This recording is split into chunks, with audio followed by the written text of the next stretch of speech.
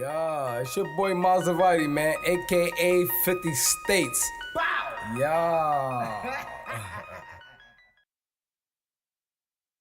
FirstFamRadio.com. FirstFamRadio.com.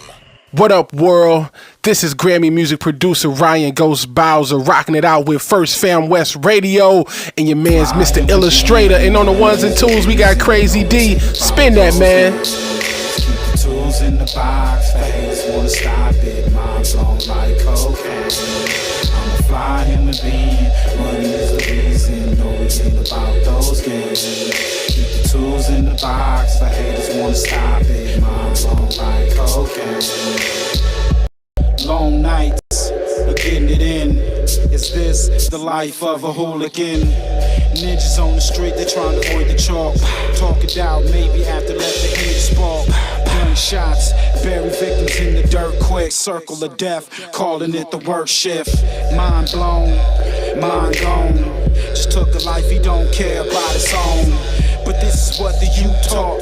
Turned up, mommy off of those pills. Plus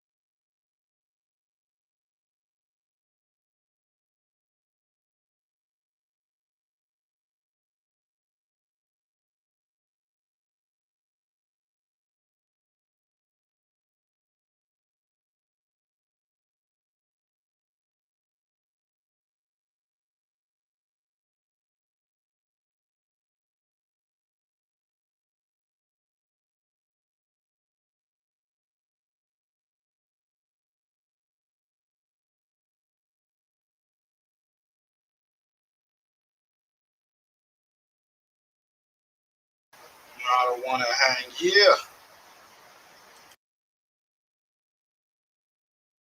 Distracted. If you brought it up, she know I was gangster. Or no ultimatums. What up, y'all?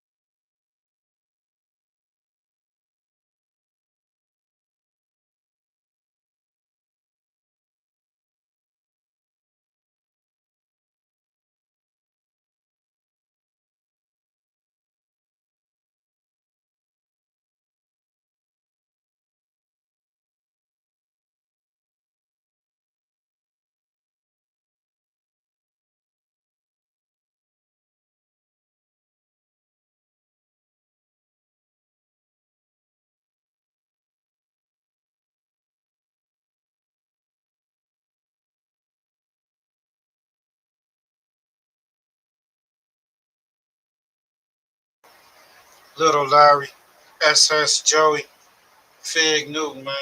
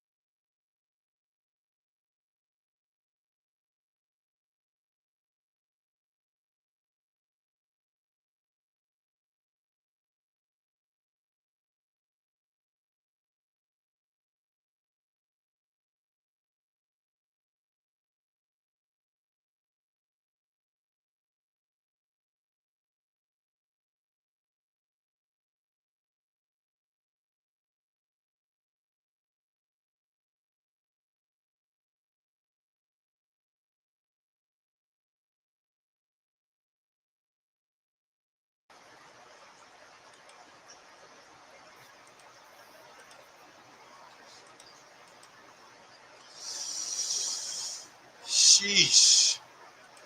What up, what up, what up, man? Back at like a crack addict. This is your boy, straight from the trap active.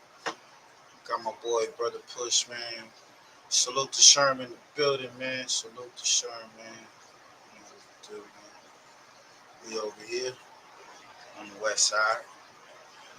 Trying to get to it. Trying to get to it. Hey, shout out to Lil Larry.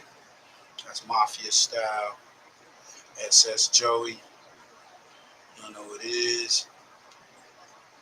As on Out the Way, we got Big Noon with Let Me Ride.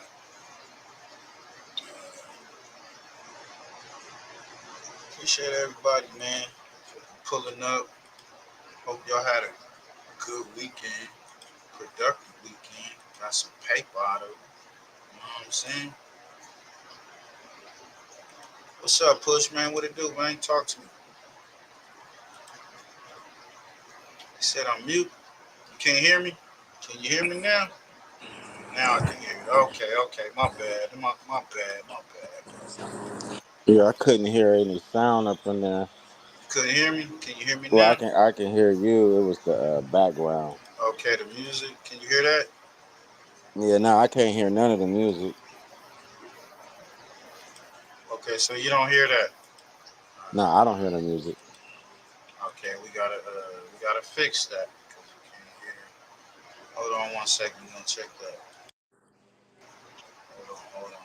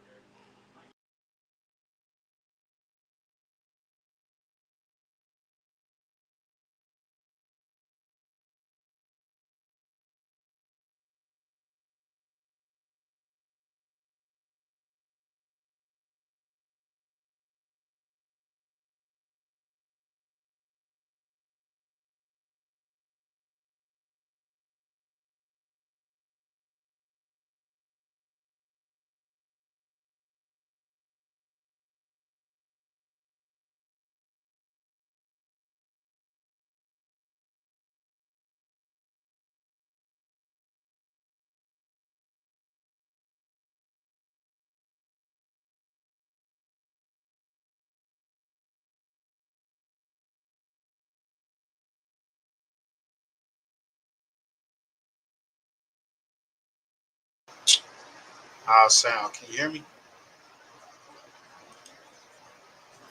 Yeah, I can hear you. Okay, let me hear. Let me play this. I'm gonna play this. King. I can hear it. King Harris has been arrested. All right, y'all in the chat, man. Let me know if y'all can hear this. I hope they can hear it, so make sure y'all can hear it too. After not appearing in court and some other things connected to his act. We have rarely seen such a brutal and shocking turn in a celebrity story, not even in the Harris family's long, messy history of public drama. Tonight, the entire world is on edge, waiting for updates about King Harris, who is currently lying in intensive care, battered, bloodied, and fighting for his life after what insiders are calling a savage prison attack. The details leaking out from behind those Georgia prison walls sound like something straight out of a gangland thriller. According to reports, King was left clinging to consciousness after being jumped in his block. Guards scrambled to pull him away while chaos erupted all around them, forcing an emergency lockdown. Sources say he was rushed under armed guard to the prison infirmary, his face bruised and swollen, his body barely moving. Staff had to fight to restore order as a full-blown melee broke out, leaving multiple inmates injured. And for anyone assuming this was just a random fight or some routine initiation gone wrong, think again. The whispers say this wasn't spontaneous. This was a targeted hit. Inmates allegedly turned on King in what some are already describing as a vicious, calculated ambush. Some believe it was payback for his constant flaunting of wealth and privilege, while others think it was a warning shot, a chilling reminder that behind bars, fame means nothing, and weakness... Hey, this is some shit, yo. So, King Harris was brutally attacked in jail, and I'm hearing that T.I., his wife, Tiny, is pleading for his release. Like, because he a celebrity son, they gonna just release him or whatever. I don't know. Let's play a little bit more of this. What y'all think about it, man? I mean, he got caught with Bootsy's son. I think they had a gun, some drugs. One of the guns had a switch on it, allegedly. Allegedly got caught with the guns and the drugs, but that's what they got him. And he's You want to locked be up. gangster, nigga? Yeah, he wanted to. Yeah, last I time ain't I gonna lie. checked, I heard they got his booty in there. they probably did, bro. You Ah, never know. nigga, he met up with Nasty Nate, nigga. He found the jungle of love in the jungle, nigga. Man, I heard he was unresponsive. So hey, he probably got that carrot up his. I'm not a fish. I'm not a fish. Oh man! You don't tell me. What's that dude named Johnson or whatever they call that nigga name? Dude up the Booty Man, Booty Johnson, whatever the fuck he's called. But I'm surprised T.I. didn't pay somebody up in the pen, bro, because right. those licks could be coming towards T.I. I mean, that nigga got dirt all in the street himself. You That's don't what I know, feel. like, I Yeah, don't think that's coming at his son. That's coming at him. yeah. That You know, and his son is paying. Like, man, his son went to jail. You should have been paying niggas to protect your son, nigga. Put up a millie, nigga. Make sure his 5 years is happy. that boy. They said they was plotting like for a week. They've been plotting on this shit for a week. So Because they I didn't was beat somebody who can fight back. I mean, right. it was a slap and then it was a bunch of kicks. They beat that nigga ass booty. I mean, he like 5'2" or some shit. That nigga ain't that tall either. So, furrow nigga, man. We gonna play some more of this shit. Makes you pray. Yeah, so him being arrested isn't really like the shocker. It's him coming out and his, I guess, reaction to it, right? Because everybody's saying, King, you grew up privileged, bro. Why are you going down this path? Now he's talking about F the police, F12. So, you know, it just, he. As the news spread, the internet exploded. Twitter, Instagram, and TikTok lit up with reactions. Some users expressed Hey, he a high yellow nigga too. Man, them niggas took that ass, boy. They took that boy's backside. Right, he was thinking he was a street ninja. Now you get to see the jungle for real, for real. That is a fact. Man, I don't wish them to jail on nobody. But at the same time, you know what you be doing. He knew he was rolling around with a dude with the blick on him, with the switch on him, and they had drugs on him. I mean, what the Bro, it fuck? was the gun part. Like, Yeah, it you was ain't definitely about a that good life. Mm-hmm. It's crazy. And you can look at him. Even when he turned 30, nigga, he ain't gonna look scary. That's a fact. He look just like he look in the picture right now, up in there with some braids. And they probably cut his hair. He probably next time you see his hair gonna be all cut up. Man, that's fucked up. But what could you say? genuine shock and sympathy, but others mocked him, saying King had finally met the real world and couldn't handle it. The Harris family, meanwhile, is said to be in full panic mode, scrambling for answers as whispers grow that this may not be the last time King is targeted. Social feeds lit up like wildfire, flooded with live commentary, wild speculation, and, inevitably, a storm of conspiracy theories. The first wave of unconfirmed rumors pointed straight at ongoing conflicts with other inmates. One source close to the Harris circle whispered that King had been marked for humiliation weeks ago, targeted not by chance, but by design. Another insider tied to prison staff insisted King was already a pariah inside those walls, resented for both his family's fame and his own loud attempts to stand on business like he ran the yard. Inmates who spoke anonymously claimed they'd warned him to watch his back, saying he was too loud, too proud, and way too soft for that world. See? He was up in there popping it. I don't care what y'all say, nigga. My dad, T.I. You know what I'm saying? Fuck that, I'm rich. Beat the shit out that nigga. What? Fuck, cause you know you be talking with that high pitched voices. Damn. So they was warning his ass. He was up on the time where he was popping. He was probably popping. And he not in prison, y'all. He's in some type of jail right now. Like local lockup or some shit. Yeah, they're gonna have to take that nigga and put him in YA. Why? They put that nigga Yeah, in prison. young adults. Young adults. He gonna be in 16 PC. year olds. He needs to be in 16-year-olds. Yeah, how old is King now? He should not have been there. He should have been at YA. You know what I'm saying? Right. He's the Look. type of person you can put in a scared straight program. Right. Well, he got scared straight. That nigga right now That they nigga got him ain't in. gay no more. I guarantee you, nigga, he quit everything, nigga. I quit smoking. I quit. Right. I'm not light skinned no more, my nigga. I got Revitalago, nigga.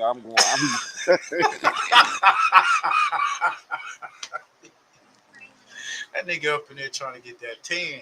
Like fuck that. That nigga said I'm changing my identity, nigga. I'm wearing black hair instead of blonde. I'm changing, daddy. I told your ass, boy, you thought this shit was a joke. That's fucked up. Hey man, kids, man, stay out these streets, man. You had all the opportunities in the world, and your dumb ass want to be a tough thug guy. You know what I'm saying? Like, come on, man. Like, you ain't about that life. Never was about that life. We practically seen you grow up on TV, and you out here. That's why you insulting them niggas up in there talking that shit. That's why they whoop your ass. They're like, man, this nigga, what? And And like this he nigga said, got 5 years, bro. That's a yeah, long time. That yeah, nigga got 5 years. 2,540 days. She could have waited.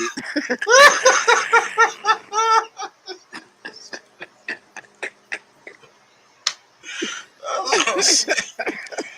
Oh shit. I don't know how old he is. I think he in his early 20s, so he'll be almost like, near 30 when he get out, bro. That's crazy. They beat the streets out of that nigga, right? They definitely did. Suddenly, the threats weren't just That nigga empty don't talk want no anymore. parts of the They streets. turned into brutal action. The Harris family's Look response? at him, bro. Full-blown. Come on, gang. Come on. He walked up in there like that. They was like, "Oh, sweet bitch, we got what else? We got us a new one." Nigga, that nigga looked like baby Michael Jackson. For hell. Come on. I mean, they went in there and beat it, nigga. Like, Yeah, they did that boy like, nigga, bad. you got red lips and stuff. You all Come cherry looking. on, he is sweet. You know what I'm Walking up in saying? there, He he all is sweet. Swahili cream, nigga. They Yeah, looking come on, at he this walked dude up in like, there, and when you get up in there, they gotta take all your shit off. No jury, no nothing. You in jailhouse scrubs and shit, trying to get your shit. He like all around big tall ass niggas, swole niggas. Some of your neighborhood kids from your neighborhood down the block, cause they lived up the hill down the block over there. Is some of those guys up there, so they probably got resentment because they had to come out their crib and see your motherfucking mansion every day. Like, man, this motherfucker whoop I his know, but ass. that ain't his fault though, bro. It ain't his fault. It's You know not. what I'm saying? It's T.I. and Tiny's fault. Fuck that. You know what It I'm ain't his saying? They fault. should have not lived in Atlanta, nigga. Why you raise your kid in Atlanta, nigga? You had a whole 50 states. Come on. Yeah, he was raised in the burbs, but like you said, he did stay in there. The last time I heard about him, he was wigging out, grabbed some guns or some shit like that. Yeah, He was acting too yeah, he wild definitely out. was sweet meat. That nigga was a latte. What Yeah, do you say? Fresh suburban meat just came in. General Pop. that's real. We ain't add no salt to this. No salt, nigga. This is all raw, nigga. No Them salt, no niggas is butter. fighting over who's gonna We ain't swab on cooking that. it. God That damn. nigga, we want the fish squirming. New fish. We Fish ain't on the skelling him. line. We ain't nothing, nigga. You Oh don't get them man. this fresh right here. I can't believe they let look. $1 million fresh. Why y'all do? Oh shit. Emergency Just so mode. somebody We're can get hearing on T.I. TikTok, bro. Yeah, I tasted some T.I. You stupid. I tasted some T.I. Like just like dirty, like Oh wow. That's why the wife want to break up with T.I. She's like, I'm divorcing you, man. You making us look bad. Kid getting touched. You're not a 7-time felon no more. Right. That's a conservative T.I. That's what that nigga is. That is crazy, y'all.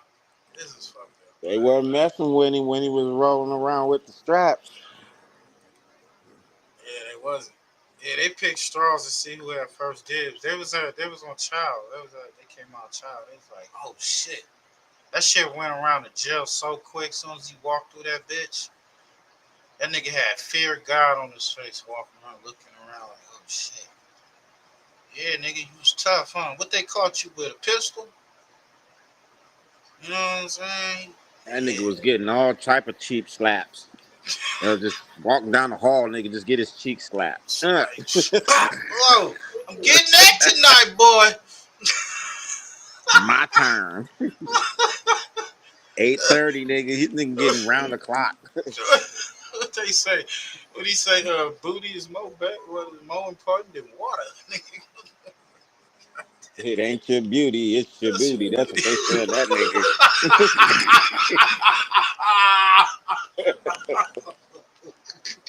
Hey, why did that song come on today, cuz? Slow down. Oh shit, damn. Hey, make sure you like, comment, subscribe to the channel. T.I. hasn't slept since the attack. He's been making desperate calls to attorneys, politicians, and anyone who might hold even the slightest influence over the Georgia Department of Corrections. One Atlanta source claims Tip has already offered to write any check, make any promise, even sign NDAs if it means getting King out alive before it's too late. It's almost surreal to imagine the self-anointed king of the South brought to his knees, but that's exactly what's happening behind the scenes. Then stop using toothpaste. Man, that nigga was in there. He was in that bunk. That bunk, he didn't even go to sleep. Because, he walked in there and he finally finished sleep. Got him all through the other process and shit. That nigga turned around like, that nigga was looking at him and shit. I ain't gonna lie, bro. If that happened to my son and I'm T.I., I be letting niggas know. Call your family and say your goodbyes. I'm like, nigga, I'm coming after your fam, bro. That's that stuff. See, niggas be like, well, you ain't supposed to snitch. Bro, when you do malicious things, I don't care what happens to you, bro. Like, I don't care. Like, you did that to my kid, bro. Nigga, the whole fifth ward, the whole fifth flow, everybody's mama about to get hit, nigga. You throwing out hits. I'm doing our hits, bro. I'm like, yeah, I'm make everybody petrified to touch that damn board. Like, what? That's what I was thinking. You would think like that tell you, nigga.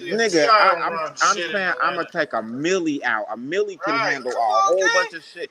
Niggas murking people for 5 G's, bro. 2,000. So I'm gonna take a milli out. Yeah. Nigga, I'm gonna punish the prison, nigga. I'm gonna pay the judge, not the judge, but the cops in there, the damn guards. Look, can we get a beating today for the ones who? Oh my goodness, bro. There's no way I'll be begging the internet and shit, my nigga. I put the bag down. That's real. I put the bag down. And that boy you would think T.I. would have did that already. He been in there for at least a few months or a month or so. He been in there for about a month or so. So, I mean, come on. That's real. I'd have those cats doggone petrified. I'd be like trying to find out who was the ones. Once I find out who was the ones, nigga, I'm going to your family. He know it. Trust me, T.I. know right now. You mess with my family, I'm going to your family. Somebody getting like doggone in too deep. That broom baby on the pool table. No, I gives a frick, bro. Right. You do that to my watch kid, his ass. your family is on that pool table, bro. That's a fact. Jay Reed can't save you, is what I'm saying. No, we can't. You see this? Look, God at that moment, nigga, on you. Your hey, whole Sherm, fam. that's what I'm saying, Sherm. He walked up in there and he little. This nigga's soaking wet, light skinned. I'm sorry, bro. They was, man. See, they ain't telling you everything about this assault. They not telling you everything about this assault. All I heard, he was brutally beaten, and he was left unconscious. They had the guards had to go in there and you know, rally up, kick up dust or whatnot to try to, you know, get them niggas. They was just constantly whooping his ass and shit. Other people, they said other folks was getting their ass kicked too, but he was left up in there. So ain't no telling, man. Somebody done took that ass on. That's Atlanta. Man, they probably took that ass. Bro, that's a millie. The whole That's a prison minute. scared, nigga. The Yeah. whole prison Right, scared. bro. My son. The whole prison scared, nigga. That's a millie. That's fucking trauma. And why would you put him in there? Well, I don't know how old he is, and you know the justice system don't give a fuck. You know, they put your ass wherever they gonna put you. Tiny has reportedly locked herself in a separate war room. So allegedly, him and his wife is on the fritz with each other. She blaming him, T.I., for feeling. I guess he could have did more. Coordinating publicists, lawyers, and media allies. Hey, hella spoiled. And you know what the biggest problem is? See, that's not T.I.'s son. That's her son. And you gotta realize women be protecting the damn kid when they should be getting, you know, that hard hand, that hard talk, that hard, You need that stern talking to. you know, that stern type of thing right there. It's like, well, that's my kid, you know, and you block all that real life from that kid, and that's why he a fruity tooth getting doggone his rooter took. Cause you know he got too much of his mama in him. He didn't let no T.I. in him. Yeah, he ain't no T.I. in him. He ain't got no T.I. in him because his mama intervened. I can guarantee you that. I think his little brother is more gangster than him. The other one. Everybody here, everybody who's T.I. is gangster. The one that's not T.I., you could tell she guarded homeboy. That's why he's arrogant as what he is, and like almost feel like he can go beyond T.I. cause the mama. I think he was the one that was staying with the grandma too. The grandma white, you know what I'm saying? Shit, so you know, come on. They was definitely babying the fuck out of him. When I was I think watching he the was show, turned like super baby. yeah, it was hella baby, man. He was the last time I seen the show, which was years ago. He was cussing out the mama. He had a fit with the mom, and the grandma was there, and they couldn't control him. He one of them kids, bro, that's jealous of all the other brothers, like cause he's a step. And in private, the couple's famous unity is starting to crack. Sources say the arguments between T.I. and Tiny have become explosive, with each blaming the other for how their son ended up in this nightmare. Friends close to the family aren't even sure anymore whether T.I. and Tiny are fighting to save King or just fighting each other, all while their son's life hangs in the balance. Hey, so y'all can go check out the rest of that, man. That's some crazy shit. That is some crazy shit, bro. Hey, so yeah, do we blame the parents, right? Gotta blame the parents. I blame the mama. Blame the mama.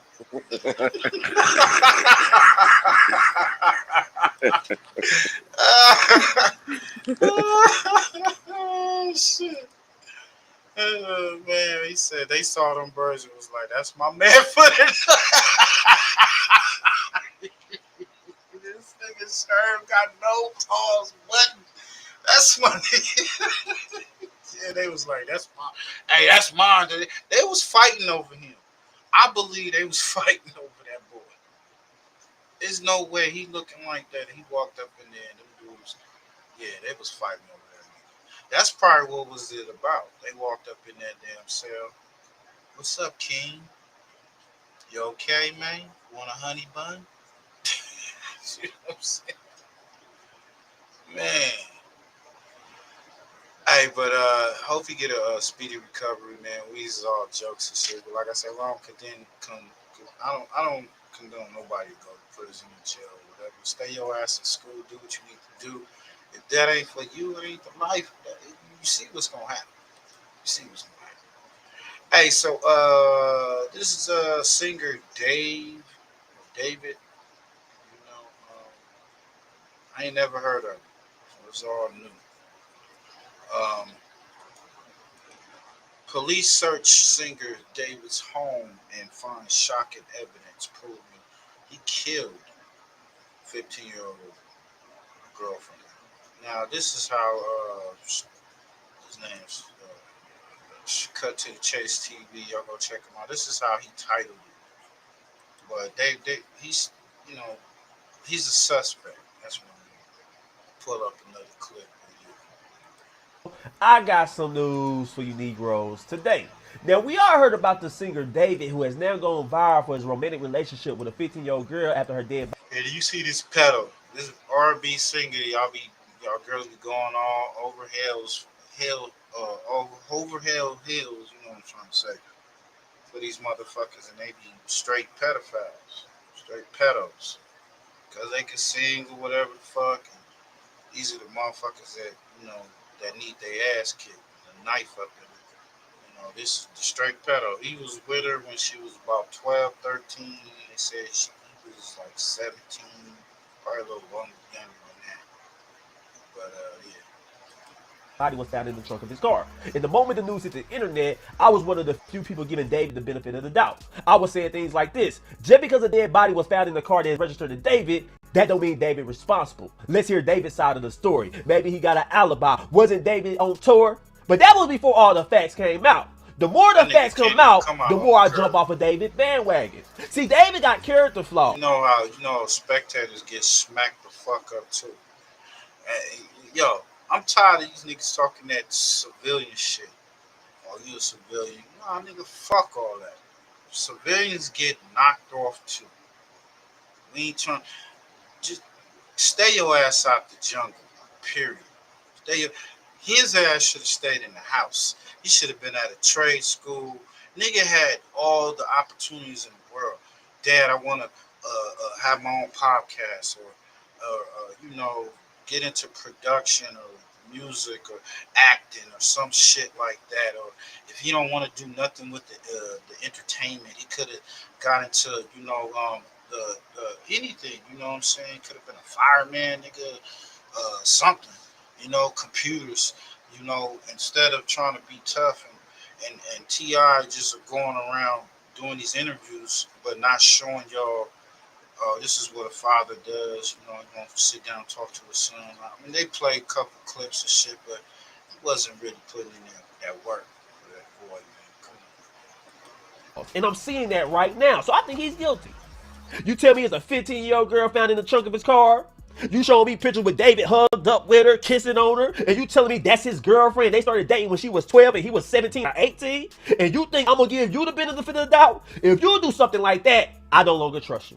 You're capable of anything. If you can look at a 12-year-old girl jumping rope, coloring in her notebook, and you say, damn, I want that as a life partner, I no longer trust you. I'm just keeping it real. And I know with a few people who commented on my last video, they said, damn, Cut, lighten up. He was only 5 years older than her. That's not that big of an age difference. You know what? You right.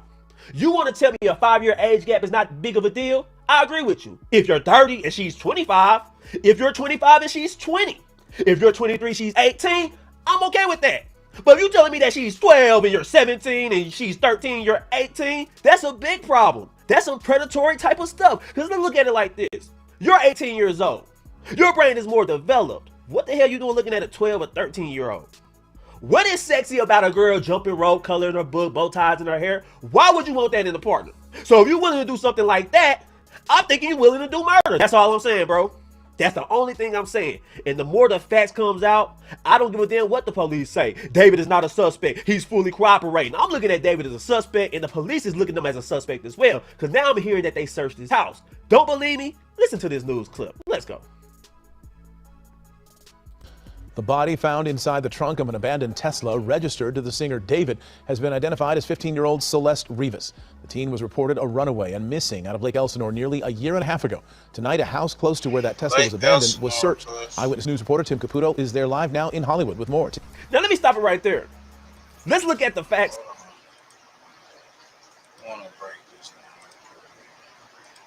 Coast. Authorities say they were called to an impound lot in Hollywood after someone noticed a foul odor coming from a car.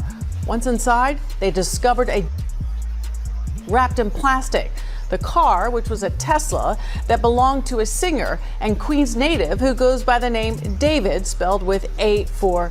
Period. 1 week after the news captured police towing away what David claimed was his stolen Tesla, new evidence was released. Today on September 18th, the news wrote, So he said that his Tesla was stolen. It was found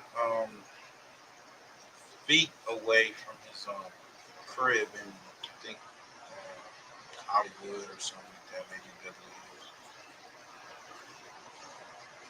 Hills. A neighbor found it. He just thought it was suspicious. Now he said he was on tour, so they said he was on tour. While he was on tour, they found the Tesla. You know, they told the Tesla this foul odor comes, and that's when they crack it open. Boom, they find the body. They said the body was unidentified at the time, dismembered and all that shit. Celeste Rivas.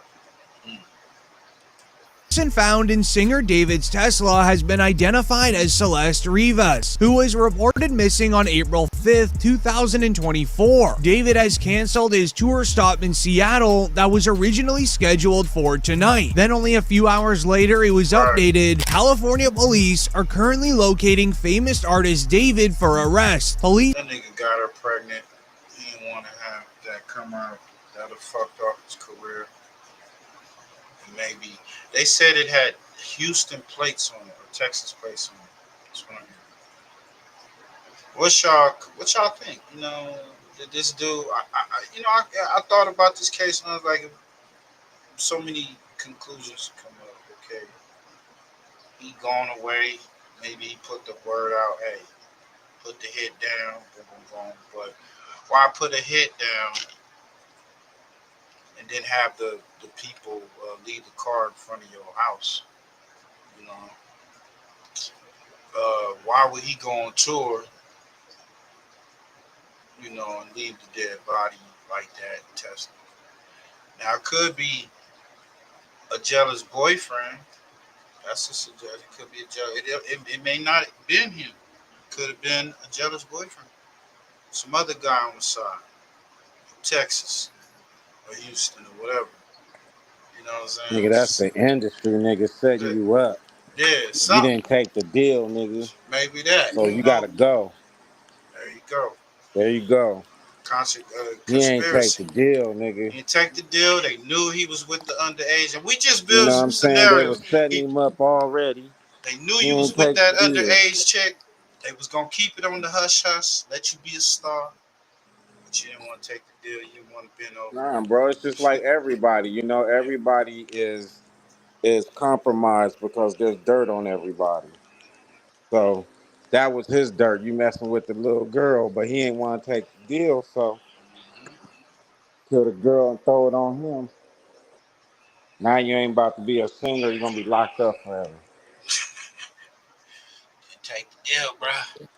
Police have questions about his relationship. They said that he was into some ritual shit too. You know about this guy. You see how he look kind of weird and shit. With the person found inside of his Tesla. More to come. The police would open an evidence file against David. Here's what's inside it. Beginning with Celeste and his relationship, where Celeste is seen hanging out with David during a Twitch stream, waving her hand with two ponytails.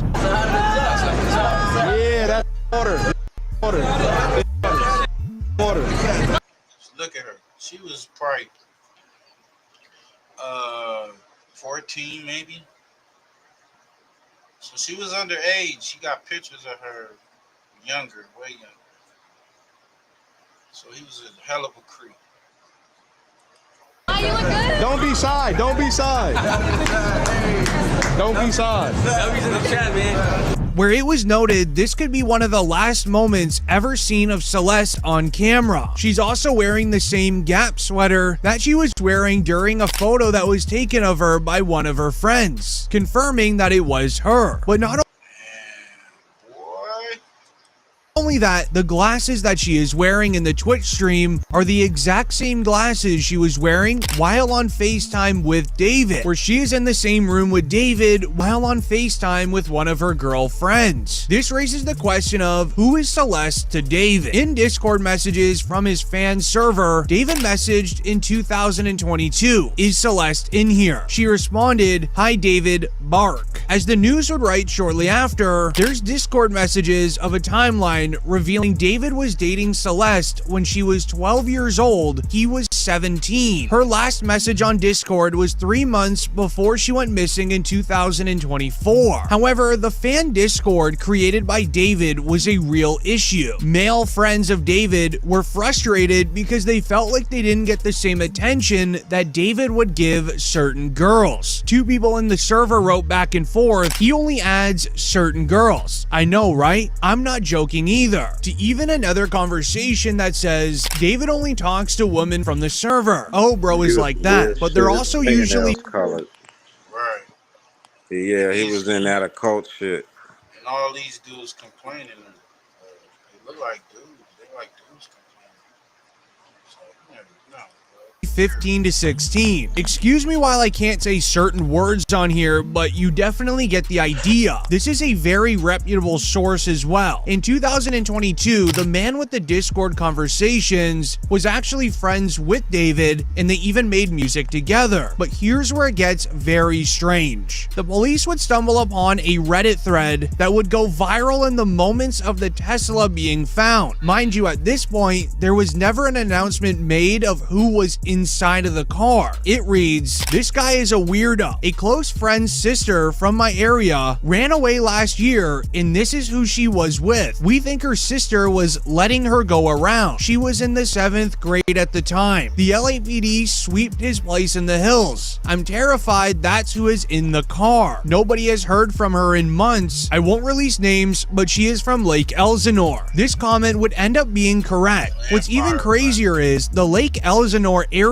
that was mentioned in the Reddit thread, police were able to connect it to a photo of David literally in a parking lot handing out money to people Celeste's age, where academics would even write, "TMZ has confirmed that this photo shows singer David near the area where Celeste lived before she disappeared and was later found in the back of David's Tesla." The user who posted the photos alleges that David was paying people to keep Celeste's age a secret. However, what was found next was even more unbelievable. David has a major hit song titled "Romantic H-Word." It famously has the lyrics and quote, "In the back of my mind, you passed," as well as "In the back of my mind, I got you. And I didn't even regret it. I can't believe I said it, but it's true." But it's then when everyone noticed Celeste's birthday, according to the missing persons, "The back of my mind, you passed," as well as "In the back of my mind, I got you." Next was even more unbelievable. David has a major hit song titled "Romantic H-Word." It famously has the lyrics and quote, "In the back of my mind, you passed," as well as "In the back of my mind, I got you. And I didn't even regret it. I can't believe I said it, but it's true." But it's then when everyone noticed Celeste's birthday, according to the missing persons poster, was September 7th. He released the music video for the song on September 7th. We're in the music. It's getting weirder and weirder, y'all. Told you it's a sacrifice. That's what I was about to say. Was she a sacrifice? And he in that hoodoo voodoo.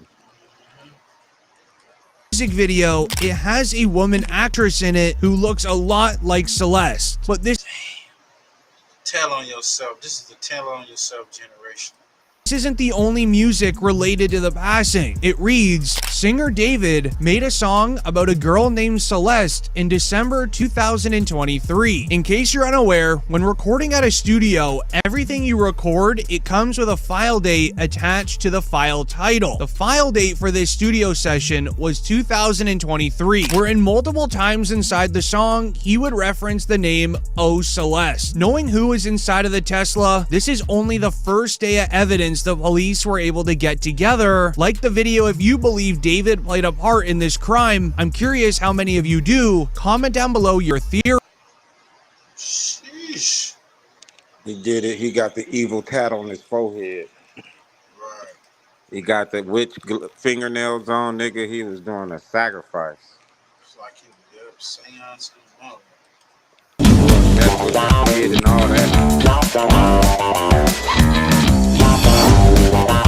And had a lot to say. Yes, he opened up to his current class. Now, this teacher says he taught Celeste a couple of years ago when she was in middle school, but once he saw all the stories that we were breaking, he decided he wanted to share his information, his what happened when Celeste was in his class with his current class. So what you're about to see is the teacher doing a little show and tell with all he knows about Celeste and David and how they met. That's her in my classroom in front of this poster right here. She's been missing since I taught her. So when I taught her, she met this dude on social media. He was a rapper in LA. He came and got her. She ran away from home. She was gone for like a month. The cops found her in Hollywood, brought her back to our school. She came back to our school, kind of told people the story. She disappeared again in May of that year. And then I found out yesterday that she's now dead in that rapper's car, cut into pieces. You want to know how they met? I feel like I just said it. Social media. This week, we're hosting social media, y'all.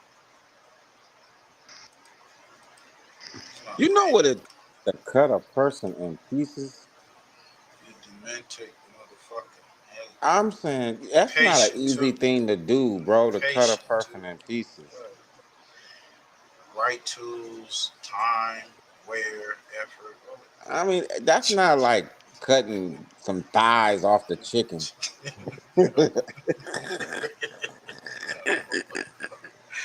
We talking blood splatter. Nigga talking blood splatter, nigga. Like, what the fuck? Oh shit. That tells me that they took her body, they kidnapped her, took her somewhere, did what they did, and then brought her and put her back in the trunk. Put her in the trunk. So yeah, that's some cold shit right there. That is some cold ass. What the fuck? Yeah, he definitely dry snitched on himself. He snitched on himself, bro. They all snitched on themselves. They love jail. They love jail. Fuck. Look, and then go and sing about it and shit. I had you, I stole you, I couldn't believe I had you. Like, some twisted nature stuff, and then the girl is chopped up and in your ride, bro. Like, who else could it be? You hear about nobody else. But we'll see, man. I'm just trying to understand, how did it work when he separated the knee from the... Like, oh my gosh, bro. That's some sick, like... I don't think he did it, though. I think somebody else did it that he knew. I would hope somebody else did it, but whoever did it is sick, and that shit is meant to throw that dude underneath the bus so far. Hell yeah. That was a setup. They That's found a their car setup. right in front of his house. They said, what, a few feet away from his home. That's Now, deep shit right there. you I gotta mean, and then to kill someone who's under, it's like a kid basically. Like, what mindset is that? Right. It's a young, underage child.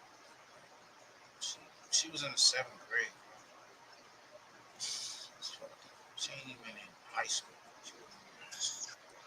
He said, you know, it sounds like he was saying this, and we spoke to him, and it sounds like he was telling the class this almost as a cautionary tale about social media and going to social media. But in the process, it's interesting, he said she ran away in January, came back And then ran away again, or at least disappeared again. And that tracks with what we had seen as far as missing a missing children's poster that we saw. There was one earlier in the year, and then there was the one in May of 2024. So. And we did confirm, too, that he was, in fact, a teacher at her school at that time when she used to go to school in Lake Elsinore. He is no longer a teacher there.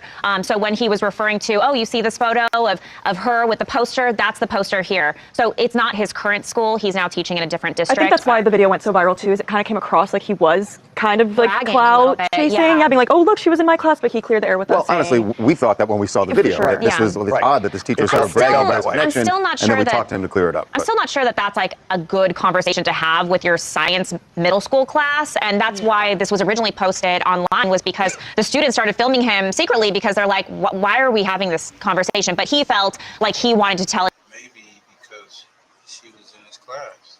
He said she was a student. And maybe he was just saying, look, you know, social media, because he put the emphasis on social media. So maybe he was making a point for the class. Bro, when I look at that dude's name, D4VD, for some odd reason, when I look at it, it looked like it says Dead David.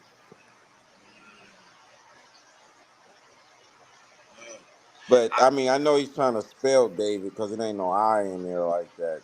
This is all some ritual-ass motherfucking shit, bro. He got that star, his nails.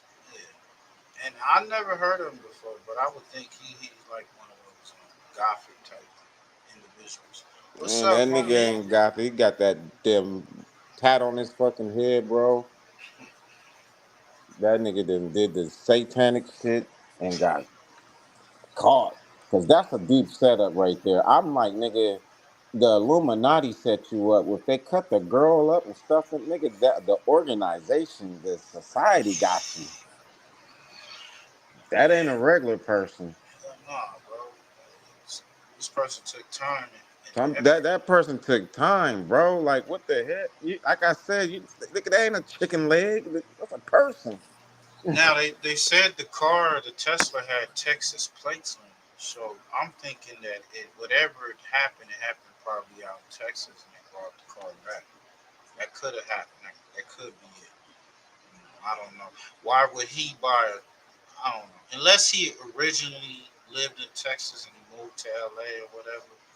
I don't know. But they said it had Texas plates on it. I'm saying he would be stupid to murder the girl and leave the ride in front of the house. Of course. I mean, and go on tour. Now, he said it was the car was stolen from him. So Yeah, this dude was on meth and everything while he was on this one. He's still high. The students to be wary on social media. So there's a lot more to talk about. So we told you there was a search of the home that he appeared to have looking in drains to see if there were any traces of blood. We don't know what the results of the search were, but it's significant because the Tesla that contained her body in the trunk was parked nearby. And so it seems like their working theory is she might have been killed if she were in the house. killed or dismembered in the house and then placed in that car and parked, a block and a half away. Right, and we should say that the police have not named a suspect yet. The police have not named a person of interest yet, but that doesn't mean they don't have one. They got a search warrant, which means they clearly were able to show a judge that there was probable cause to believe a crime was committed. But the police have been playing this really close to the vest. We also don't know what David's cooperation has been with cops. We were told early on he was cooperating with cops. Now it seems kind of unclear, but it is kind of interesting because he's not talking to cops. That's what we're hearing. We now know. Well, we've got it on pretty good authority. He's not talking to police. Which you think is maybe normal, what an attorney would say to their client. Of course, because I looked at it as if you have nothing to hide, why would you not go to cops? You don't look at it that way. Once now he knows they've searched his house. He knows what they were looking for in his house. Anything he says is incriminating. But it is interesting though that now they have finally announced that the tour dates he was supposed to perform in San Francisco tonight, tomorrow. What'd you say, brother? They're trying to figure out why he had them orange thongs in there. They wouldn't. Can you explain these? Nigga got Diddy oil in there too. Nigga, can you explain this? He got the other batch of Diddy oil. He was being groomed, baby groomed Diddy.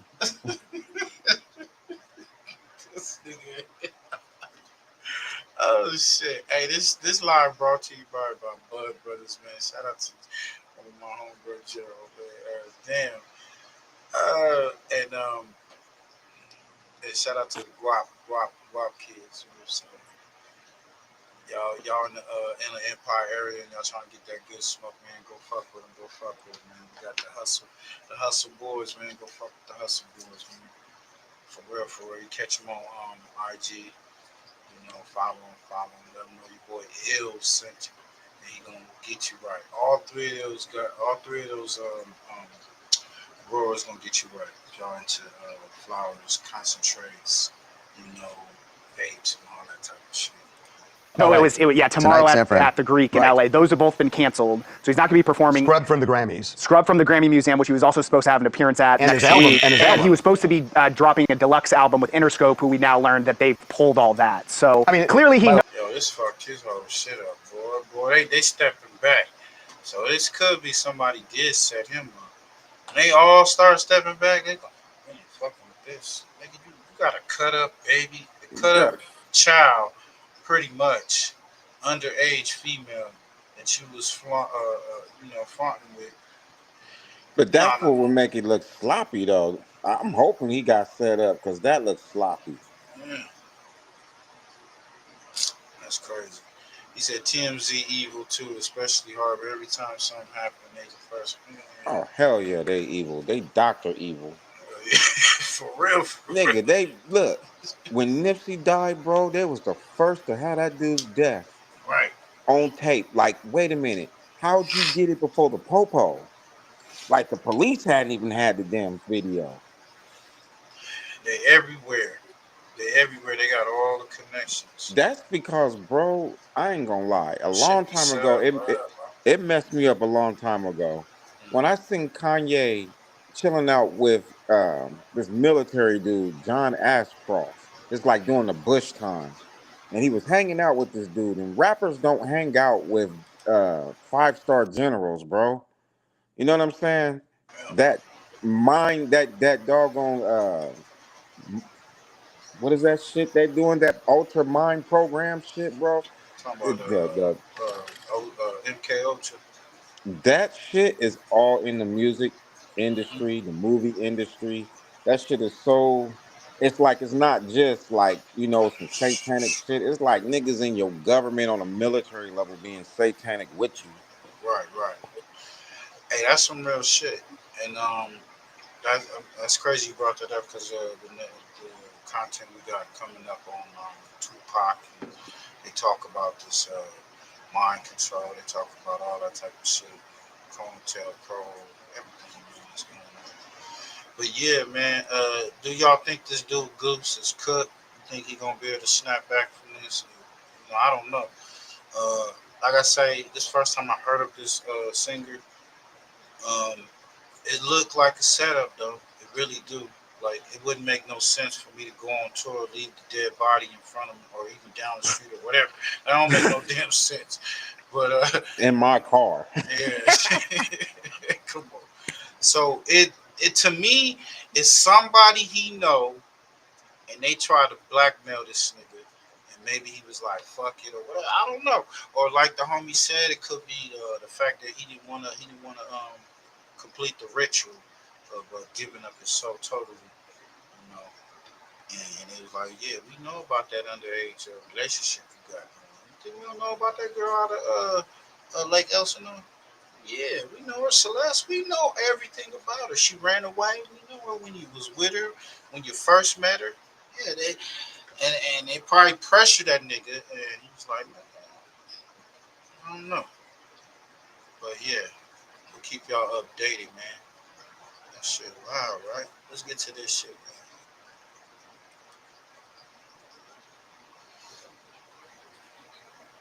Now, they just got rid of Jimmy Kimmel. He got suspended, but I'm hearing that he's suspended indefinitely. Bro, they on some weird shit with that. They trying to make that guy Charlie look like he's a Martin Luther King. So they've been trying to give this dude a special holiday, like a day. I'm like, my nigga, what he did? This dude did. Listen, he shouldn't have died. You Nah, we know, don't. Nah, we ain't over putting his him. opinion, Nah. but he damn sure. I mean, they've been like, well, he invited a bunch of people to the White House. I'm like, how does that have anything to do with black people and helping black people in their lives? Like Martin Luther King was walking down the street, you know, like getting booed at, dogs barked at him and shit. Like, what? They tried to call this dude a white Martin Luther King, bro.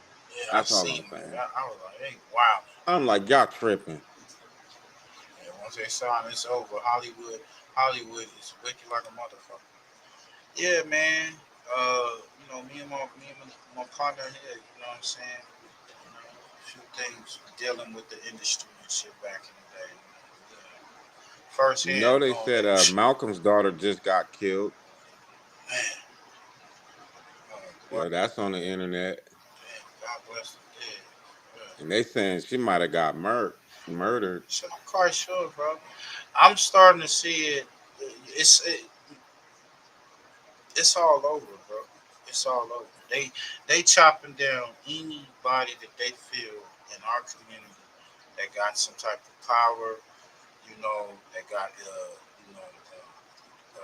group of people. You know, people followers that's fucking with their, you know, what they're doing. They're trying to shut it all down. Anything, if you any threats of a messiah or somebody that's gonna stand up for the black community, they shut them down. The deal who you break down the Trump reaction to Charlie Kirk. I'm gonna play that a little and then get into the other clip on that boy Kimmel being fired. And I want DL, you have been, I think, the clearest voice. Thank you, sir, for joining us. I think you've been the clearest voice on this because you're speaking truth to power without, you know, condoning violence. You are speaking to the hypocrisy that's happening on the right. Lemon. That always is a strange euphemism I to cannot me. stand that Condoning. nigga. The act already happened. America It's has, by sour definition, lollipop. decided that it will condone it. But even Charlie Kirk, by his own words, said that a certain amount of deaths were acceptable. So the word is kind of weird and a misnomer Which to ask daughter? someone after the fact whether they I condone don't what know. already happened. Could be the This is America's probably choice. They the have youngest decided one. Probably no, that actually these the deaths, second. No, whether they be I think children, she's in whether her they be people 50s or shot at something. It's synagogues or somewhere on the at grocery internet. stores or at malls, we It was even just have different. people were feeling like she was unalive though. I'll look Yeah, it up it's right out quick. there though. I'll look it up right quick. So it'll probably be buzzing towards y'all towards tomorrow because I just heard it like maybe an hour ago. For classifications of the way we're shot. Thousands, more Americans have died at the hands of Americans than have died in every single war we've ever fucking been. So ISIS ain't got a damn thing on us. So, but to say to Managing business calls and texts have literally never been easier. Open phone feels like iMessage, but for business. anybody whether they condone what already happened is a bit of a misnomer when America, by definition, has already done the same thing. So when I say that they're trying to make him into the second coming, or Sure. Somehow saying that he's a deity, or I get that he's a martyr now, but I want you to listen. This is Glenn Beck. Now we all know what Charlie Kirk has said, right? and this is it's actually less about. I think a lot of people pretend like they don't know. Nigga's a That's the regular thing. A lot of nigga people that pretend got like they don't know. shot. My manager, who's The a really, fact that I've they been on like attach 30 years. assassination to his ass because he got allegedly shot from 200 feet or whatever. I don't feel that dude that they putting out there is the one who did it. You know, I was watching a video of this guy who deals with guns or whatnot. He was breaking a lot of shit down, and it made a lot of sense. I just don't see. I think it was a whole setup from the get.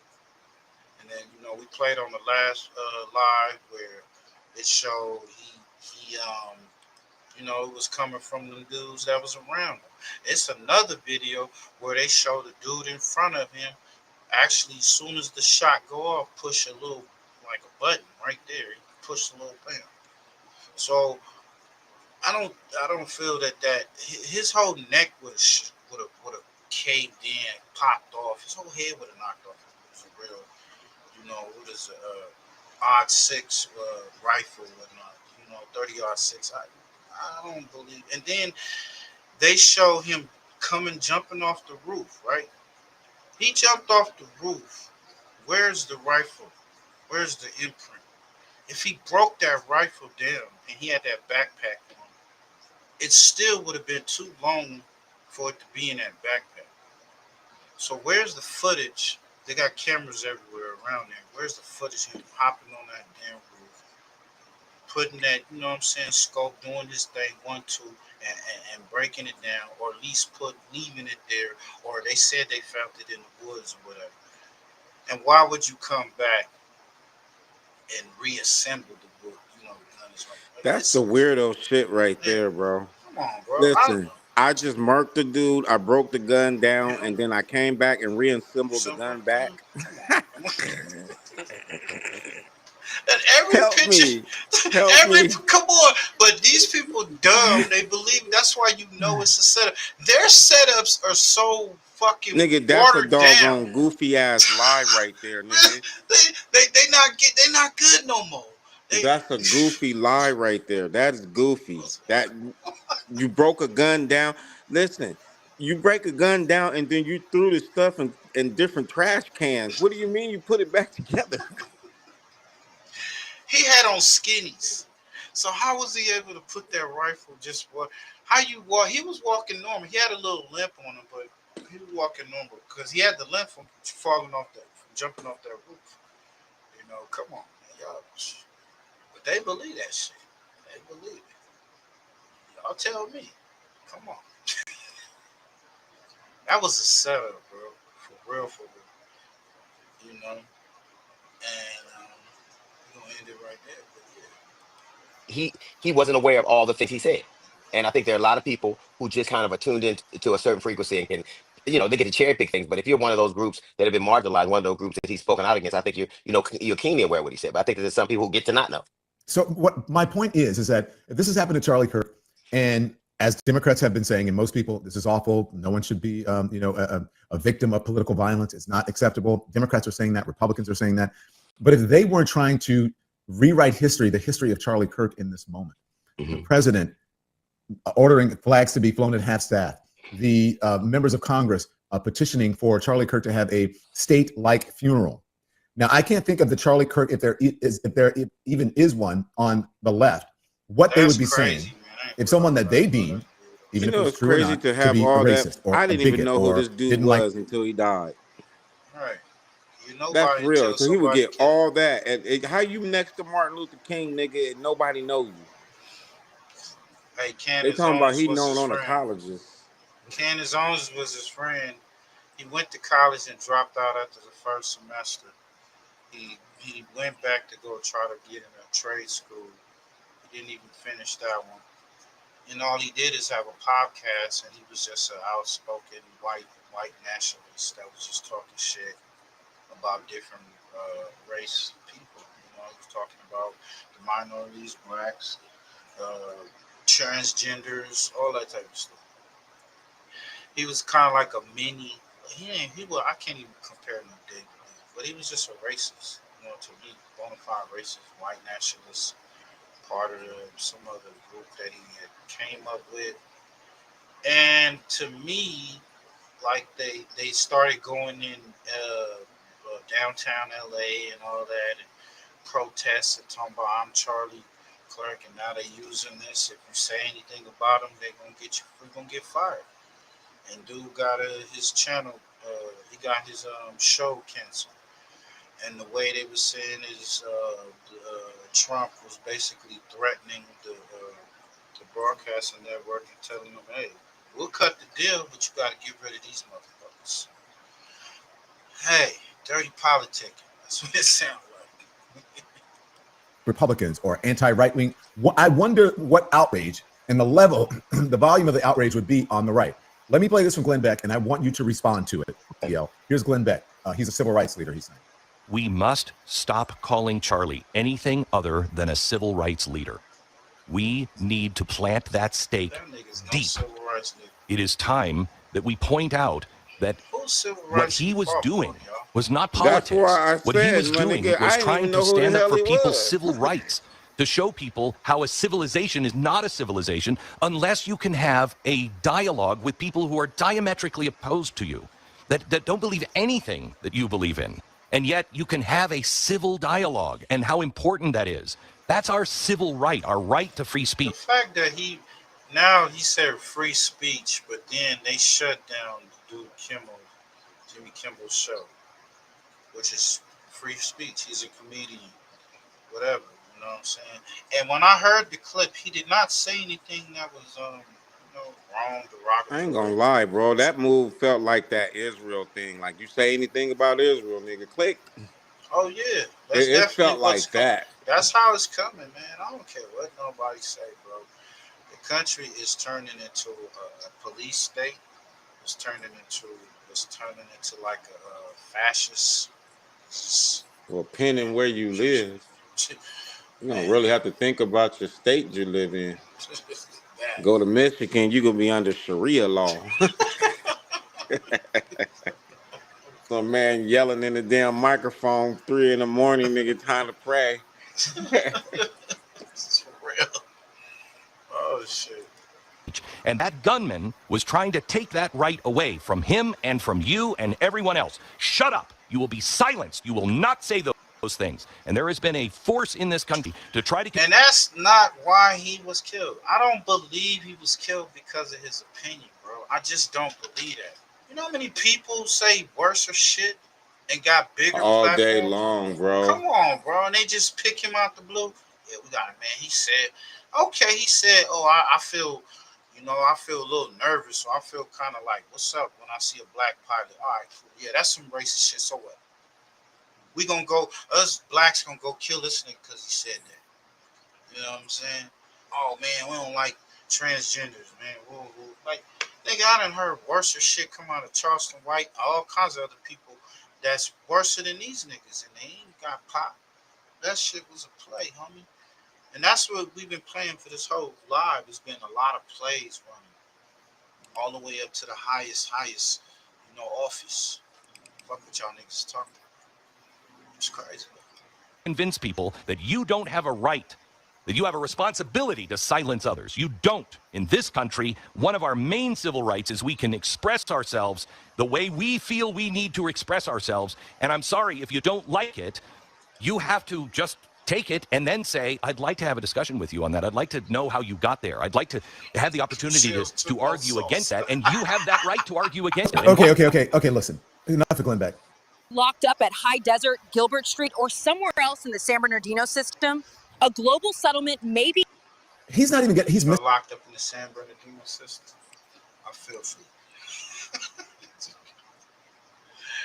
Hey, man. You gotta laugh sometimes. Missing the point here. Because people, you can say whatever you want, but go on.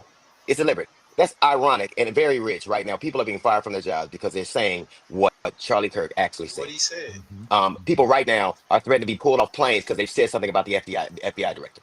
People are being kicked out of the country because they said something about Trump. So let's stop with the whole free. There's a difference between free speech and hate speech. There's a difference between free speech and yelling fire in a crowded room. And they think that all of that is the same. I don't care about his ideological views. I care that his ideological views, he deliberately said that there are a certain amount of things that should happen that are bad.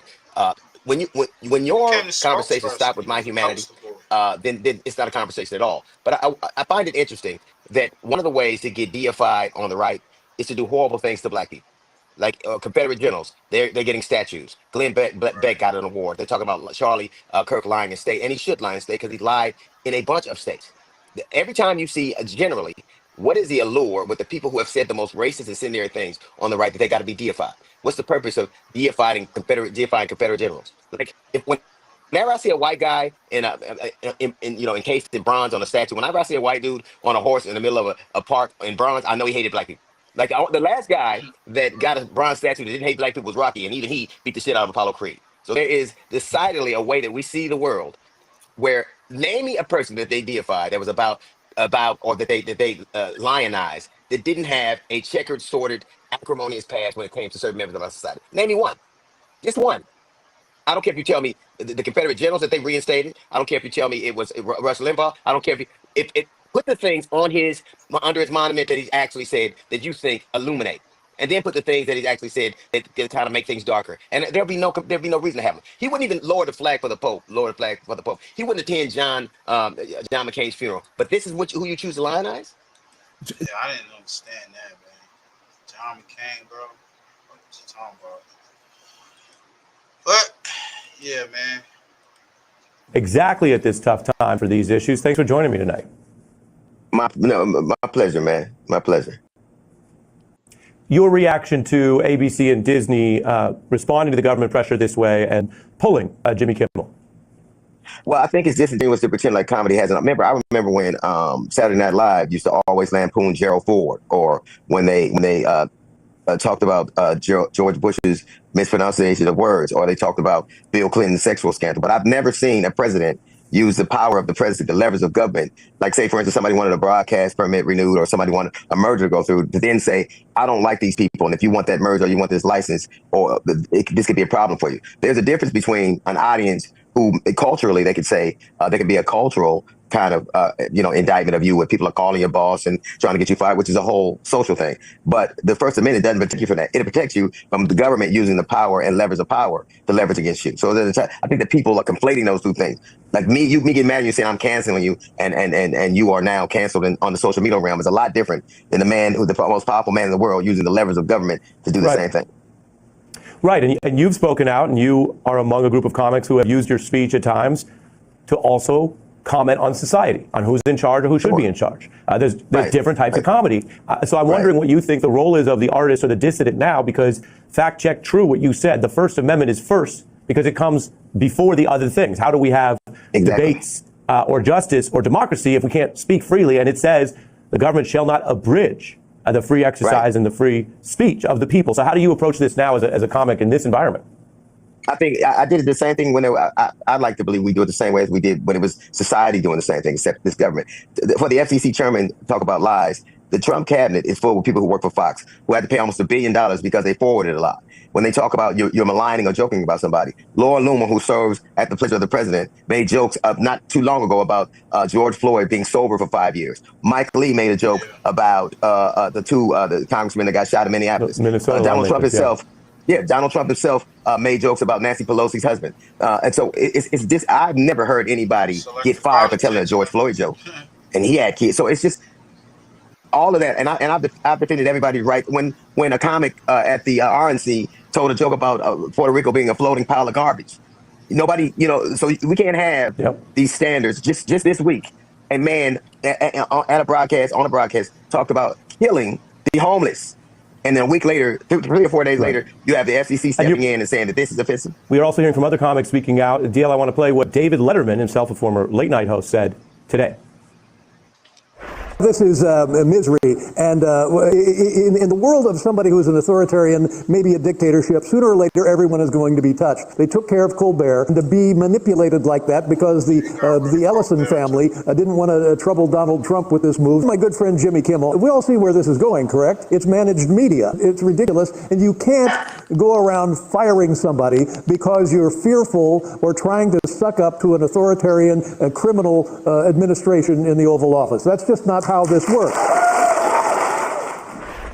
Letterman, quite clear there. Hey, y'all can go check out the rest of that on MSNBC.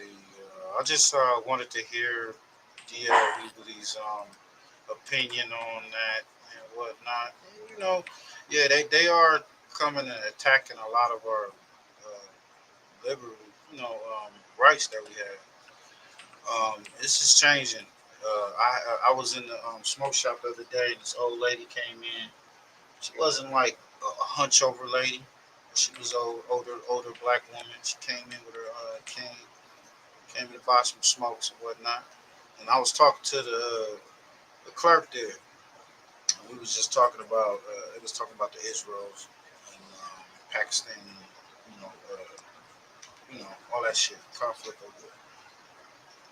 And she was like, yeah, everything's changing. It's so much changing that since it was when she grew up. Like a lot of things in this world is changing. And she was just reflecting on that. I was just like, yeah, it's a lot of changes going on. And That got me. I was like, yeah, this ain't different. This is totally different than the 80s, the 90s, and even the early 2000s. Hey, we got your boy Hector Bravo on working on a 50-50 prison yard, and I was gonna do a live just totally on this guy right here. He is an ex-CO. He pretty much, I guess, speaking now, he's a whistleblower. He's knows what's going on behind those walls, and he's saying that our government, Gavin Newsom, is purposely putting our brothers and sisters that's in lockup in prison, putting them on these yards on purpose to kill each other. You know? So we're gonna get into this man's Camp Capone. Y'all go check it out. Good to meet you, man. Likewise, man. Thank you for having me. Yeah, for sure, man. I've been seeing you doing, crazy numbers out here. It's been going good for you. Good, tiring, grinding, man. Yeah. Yeah, that's what's up, man. Foot on the gas pedal. Well, can you kind of give them, a quick background on you and, where'd you grow up and how'd you get into being a correctional officer? So I was actually born in Hanford, California, which is Central California, but I grew up in Brawley, California, which borders Mexico, down south, dude, probably as down south as you can go. It borders Arizona and Mexico. My father was a correctional officer. He became a correctional officer in 1993. Before that, he was like a custodial janitor worker for a hospital. That's what kind of gave me the idea to want to become a CO as well. I saw all the COs in the Imperial Valley were making a lot of money, dude, because you had two prisons down there, Calipatria State Prison, Calipat, and Centinela State Prison. There are 3 kinds of methylene blue that you can take, and a lot of people are selling. The first one is Indian curry methylene blue. Okay. So it was for the money? The career. The money. And I'm not going to say benefits because as a young kid, I got the light bulb went off probably in junior year in high school with a career day. And how long were you a correctional officer? 16 years, dude. Whoa. 1-6. Yeah, I know. That shit seems, it's kind of a long time if you think about it. It went by fast, though. I worked with a guy who used to be a correctional officer, and he said he had to quit because he was bringing his work home. Facts. And it was extremely hard for him to turn it off. So I was never supposed to quit, man. That wasn't in my cards per se. I believe it was a part of a higher power, right? A higher plan, purpose. My goal was to do my full term, 28 years, and retire at the age of 50. However, I would eventually promote up the ranks from officer to sergeant and then sergeant to lieutenant. And then at that rank is when I saw a lot of corruption, dude. And it made me start reanalyzing and reconsidering my life choices and if I wanted to partake in the BS. Mm. Yeah. Okay. Yeah, dude. So like a lot of people always say, damn, Hector, it took you that long to see the corruption. In all reality, it did take me that long to see the corruption because I've always been the boots on the ground. You ain't lying, man. It's some next level shit in this world. Man, we're going to do a whole nother show and just bring open panel and bring y'all up. Because it's definitely some next level shit. And on this channel, we like to crack open conspiracies, things that other channels may not be fucking with. But a lot of this shit was like ordained long time ago. Homie be, take us back to when we was having those Bible studies or whatnot. Like it's a lot of shit out there, man. Blow your mind, and y'all go check out his web channel, pushypush.com, man. There's just so much shit that we as people can learn about if we choose to. Type of dude. I was in the army before I became a CO. I was a grunt. I was boots on the ground. Being in the trenches, all you can see is the trenches. You're not sitting behind the closed door meetings. You're not seeing what the bigwigs are, backdoor deals or shady shit that people are doing behind closed doors. Okay, damn. Yeah. All right, well, I'm going to just get into some questions. How long ago did you quit working? I resigned on December 1st, 2022. So approximately 2.5 years ago, coming up on 3 years. At the time, my daughter was 4 years old. She's now 7. And I had 12 years remaining until I can collect a pension at that time. Okay, I wanted to ask you, lately in prison, they've been trying to integrate general population and the SNY yards, the PC yards. They're calling it 50-50 yards. What's your thoughts on that? That's all bad, dude. That's all bad. That actually began in the year 2019-ish. That began like right before COVID. One thing I got to preach to the masses, to the audience, is that at the lower levels, they didn't give us a heads up what we were going to be doing. And when I say the heads up, everybody has to understand that all orders come from headquarters, which is based in Sacramento, California. You got the bigwigs in Sacramento calling all these shots, and we are expected to execute them at all 30 prisons throughout the state of California. That was introduced as the non-designated program. Again, nobody told us what non-designated program was or what it was supposed to be or how we were supposed to make it happen. And in essence, they started busting down GP inmates to put on an SNY yard. So we knew that they were going to fight. We knew that they were going to kill each other. But it's one of those things, hey, man, you had a director at the time. She put it on paper, mix these guys. So as far as us being employees, we have it on paper, being told to mix them. We're going to mix them because they've already arrived on a bus. It's not like we could send them back to where they came from. You understand what I mean? They got to be housed there. They traveled throughout the state to be housed there. And when we integrated them, they rioted. They kicked it off. So it's almost. Soon as they got off the bus, new fish. They don't care, nigga. They already know y'all up in here and y'all no good. Attack on sight. Like a setup from the beginning. It's a 100% setup. So you were there when this first started, and you seen the riots immediately kicked off. I was a lieutenant. I was part of the crisis response team, which is the SWAT team for the prison system. You get all the cool gear, man. You get the helmet, the bulletproof vest, the M4 rifle, the Glock, all kinds of grenades and cool stuff, right? We were on standby. That nigga love that part. So we knew they were going to riot. We were staged. We were hiding in the visiting room. While Dorm 1 and Dorm 2 at Donovan, the level 1 yard, we were about to mix their enemies. So you had regular officers in the buildings ready for when it kicked off. You had us, the crisis response team, hiding so that when it kicked off, we would respond with overwhelming force. And that's exactly what I was right there. I shot a dude 4 times with 40 millimeter less lethal exact impact rounds, which is the sponge rounds, up the leg. Because he was getting jumped. There was a dude that was getting jumped probably like 7-1. And I was helping the victim by shooting off the other ones. It was a mess, dude. It was messed up. Why would they do this? I got Lydia outside. We're going to do some recording while I finish up my yard work and see if the new auto-tune vocal prep. Okay, so you're saying why would they do this? The knowledge that I have now, all right, there's rich people in place, and I want you to think above the governor level. I'm not a conspiracy theorist by any means, but you asked me why would they do this? If somebody up at the top, let's say by the name of George Soros, has a lot of money, and he wants to destroy a certain area, community, prison system, society, all he has to do is pay Gavin Newsom, the governor, a certain amount of money and say, hey, implement this new idea in the prison system, and let's just see what happens. Governor Newsom, all he has to do is appoint a CDCR secretary of his choosing, which he did choose an individual who's been there since I resigned, December 2022. And that guy, all he has to do is be a yes man. That's all he has to do. And when he's a yes man, he passes it down to his troops below him, who are also yes men, and then it gets all the way down to us and we implement it. So what did they sell it to us as? They sold it to us as rehabilitation. They told the inmates, you are expected to get along with your enemies out on the streets. We are expecting you to get along with your enemies in here. Which doesn't make any freaking sense. What were your thoughts? I thought it was horseshit. I thought it was a nightmare. I mean, I don't know if I can cuss. I thought it was a nightmare. I thought it was asinine, bro. Like, I have common sense. I would like to think I'm street smart to a degree. I'm good at reading people. And I was very good at my job. You know, not to toot my own horn, I learned how to navigate the land. So I knew who was who, what was what. You can't mix 2 beta fish and expect you not to kill each other. Okay, now, when this starts going down, I mean, do people immediately start dying? Well, not immediately. People are getting stabbed and slashed. Yes. Normal? People are getting up. Okay, there's different levels to violence. Because I had somebody ask me earlier, Hector, is this the most violent that we've seen? 89 murders in 2 years. Is this the most violent that California CDCR has ever been? I said, I don't know. The 70s and the 80s and the 90s. 89 murders, yo. 2 years. It had to have been pretty violent, but that was regular gang stuff. Regular gang stuff. This type of violence could have and should have been prevented by officers. And when I say officers, I mean by custody staff, you know, management. You know what I mean? Like, dude, I don't know how else I can explain it without letting the public know that they are literally mixing people on purpose to kill each other and trying to sell it as rehabilitation. What are the faces of those people that they look like in Y'all California? hear that, people?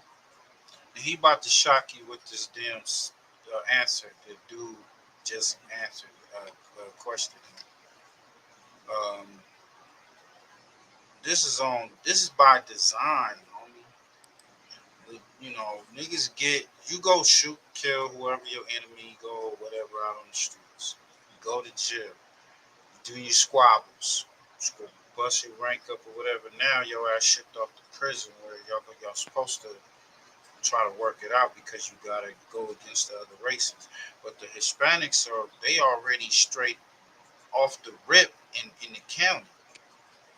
But you got niggas in jail, the black gangs, from what I'm hearing, they don't even they can't even organize, bro. And this man gonna speak on that. You know what I'm saying? Just asinine. Cause you know you in there and you got an enemy off the top. Y'all niggas is nigga, you know, I ain't fucking with the Damus or Damus ain't fucking with the Keyways, I ain't fucking with gangsters ain't. Nigga, it's survival of the fittest in that bitch. Niggas slashing you, stabbing you, whatever. They mixing y'all around, putting y'all where they want to put y'all. Yeah, we're going to put you on this yard. The thing is, if you're supposed to get off on the inmate or a guard as soon as you get over there. As soon as they put you in a bad yard or a bad dorm, you're supposed to get off so they can get you up out of there. If you're over there too long, then you deem no good. Prison. If we have to put a face on, what do they look like? The inmates? It varies. Oh no, the people who are the people that are pulling these strings? What do they look like? Yeah. What do they look like? Or who are they?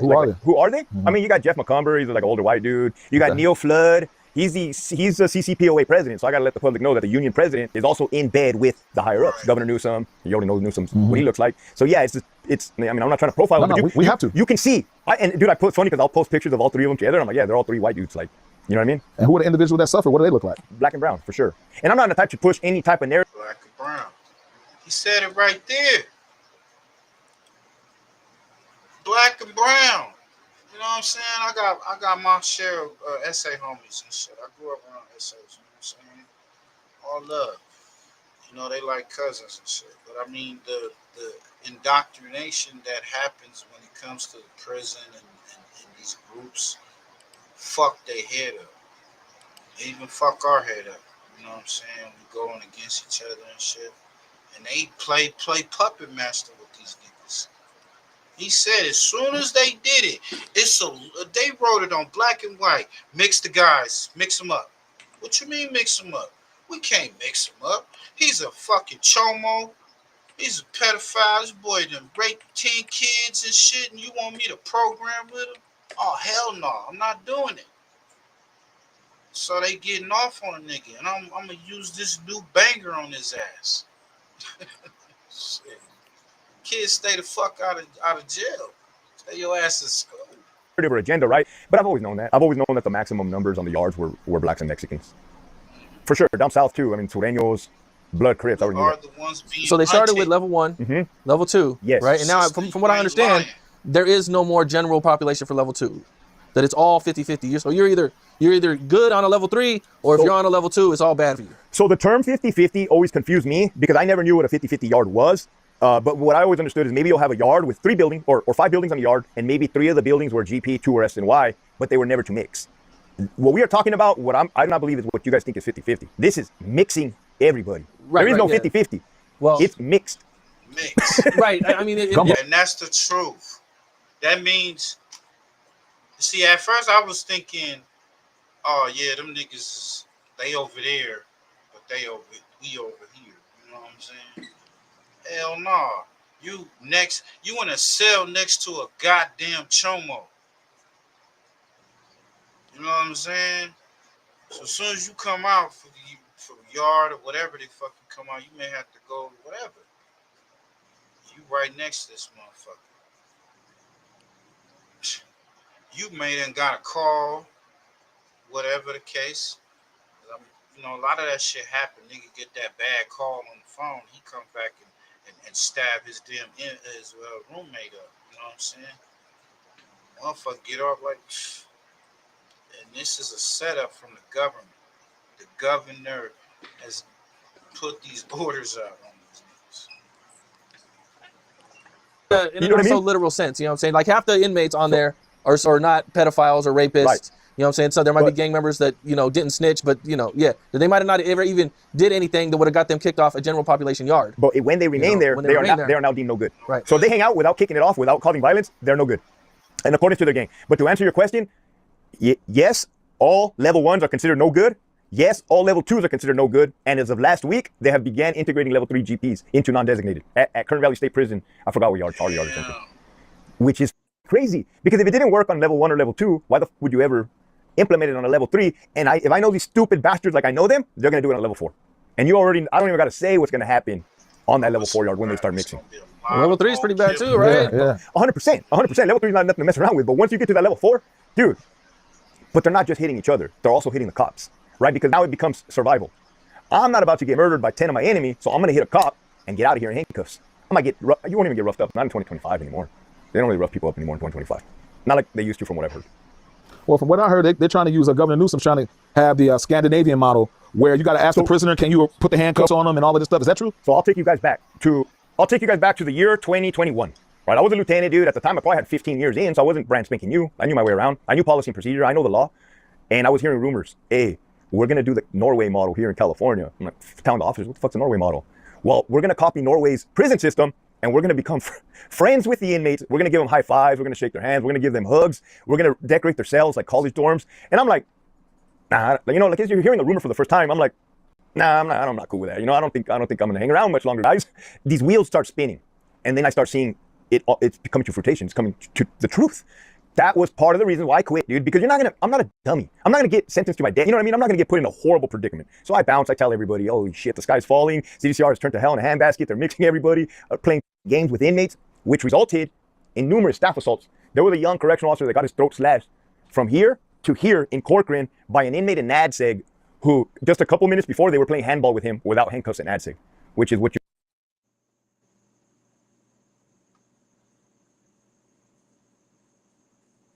Y'all hear that? So that dude was he thought he was in cool with the inmates, play some little handball. I got next. They came over there and they slashed that nigga. They almost killed that nigga. Orders in Sacramento. So this is a real thing? And that is why I resigned. That is why I resigned. That not only is a real thing, I was ground zero. I was boots on the ground. We were mixing them. So you would purposely put purpose to kind of cause violence. Gladiator wars, where times when I interview people who've done prison time, they talk about gladiator school. Yeah. But there's actually something called gladiator wars, where the prisons would intentionally mix inmates on purpose to kind of cause violence. And it would actually come down from headquarters in Sacramento. So this is a real thing? And that is why I resigned. That is why I resigned. That not only is a real thing, I was ground zero. I was boots on the ground. We were mixing them. So you would purposely put Norteños and Sureños together, Crips and Bloods together. More so, even worse, sensitive needs, SNY, PC, protective mixed with general population, GP. That's worse. That's worse. Yeah, you got child molesters, you got rats, you got dudes, dropouts. I mean, it's like putting two beta fishes together. Dropouts, people who left gangs. Correct. Snitches? Yes. They're all on PC. Yes. What about celebrities? Celebrities are PC for the most part, yes. Do they ever get put into this gladiator war situation? No, I don't know of any celebrity that has been put. I don't know if it's sheer luck or it just didn't happen. What celebrities were you around during your time? Suge Knight. Suge Knight. Talk to him. Okay. I regret not having a good sit-down conversation with Suge Knight, but it's kind of one of those things where, you know, I was always professional and in passing, like, hey, what's up, man? Hey, what's up, LT? Okay, where was Suge Knight locked up? Yeah, RJD Donovan, San Diego. And how long were you there while he was there? 4 years. 4 years. A while. Okay. How was he generally treated in prison? Good. I mean, everybody knows he's Suge Knight. Dude's big. He has a cane. He was respectful, very respectful. You know, and in prison, that's gauged. That's highly encouraged to be respectful. He's very respectful, good communication skills, and he was doing his thing. Okay. Was he in PC, though? Do I got to answer that? I mean, I would like you to. I mean, because this has always been the gray area about Suge Knight. Is he in PC or is he in general population? He's not on general population. I mean, you would assume that. He's Suge Knight. He's internationally known. He's tied to Tupac. People have their own. I mean, I don't know why people go to SNY or protective custody, right? But yeah, the yard he was on was not general population. Okay. I mean, well, you would think in general population, his life potentially could be in danger. Yeah, but even on the SNY yard, his life can be in danger. But I hear what you're saying. Okay. It's wild right now. It's a straight free-for-all right now. All right. He's on sensitive needs yard, y'all. He's a high-profile inmate, so he on sensitive needs. He on general pop, nigga. He ain't gonna get stabbed the fuck up, bro. He ain't caring about who Shug is. You know, you got some people that, you got people in there that still fuck with him. That's like, you know, that's Shug. I can get a deal. I can get some money or whatever, recognition. You got the people that don't give two fucks about him. And you got people that's either mad because of some shit he did out there on the streets.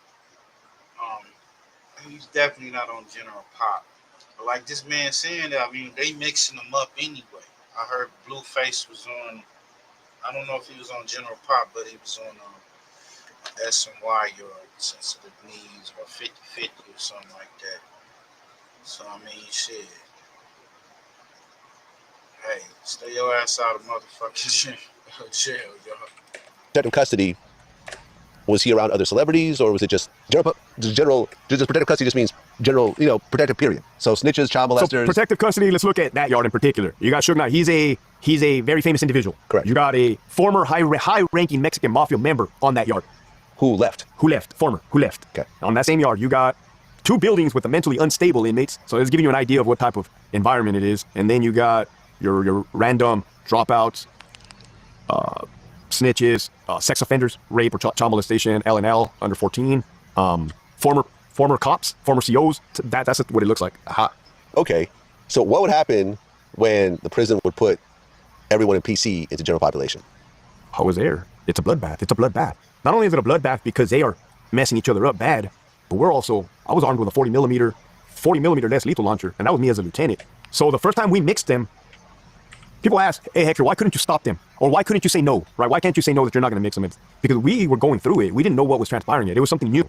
So we hear that they're going to bring 2 busloads of inmates, and they're going to put them on this, at the time, level 1. They started with level 1 dorm setting, the lowest level. But we had the common sense, because I was on the crisis response team, which is like the SWAT team. So we actually were staged and hidden inside the inmate visiting room, which is kind of shady and sketchy if you think about it. Like, we set them up, knowing they were going to fight. And I was waiting there with a 40 millimeter. So the dorms were occupied by sensitive needs yard inmates, SNY at the time. And they put, I want to say 13 general population inmates on this line and 13 on this line. There's 2 dorms. And we all got on the radio. Hey, they're coming from R&R. They're coming from receiving and releasing. They're on their way. And we waited. And as soon as they went to this building, code 3, get down, code 3. And you're just waiting for your building to go off. And sure as shit, so on that one, this building went off first, right? We jumped the gun on this one, and we ran and we responded. But when we get there, nobody was fighting yet. And this just gives you an idea that they're going to fight. We know they're going to fight, and they're going to fight regardless if we're present or not. And this is what It's crazy, bro. Hey, y'all go check that out on Vlad TV, man. They set niggas up from the gate, man. The reason why Tupac was targeted by the FBI agents. Discretion TV, man. Shout out to Discretion TV. It's the last part of the segment of the show, man. Shout out to everybody. Make sure y'all like, comment, subscribe, share the channel. This is brought to you by Hustle Boys and Fast Eddie 420 and Bud Brothers, man. Make sure y'all go like, comment, subscribe to the channel, man. Let's get to it. Friends. Is it Orlando? Yes. Let me just ask you point blank.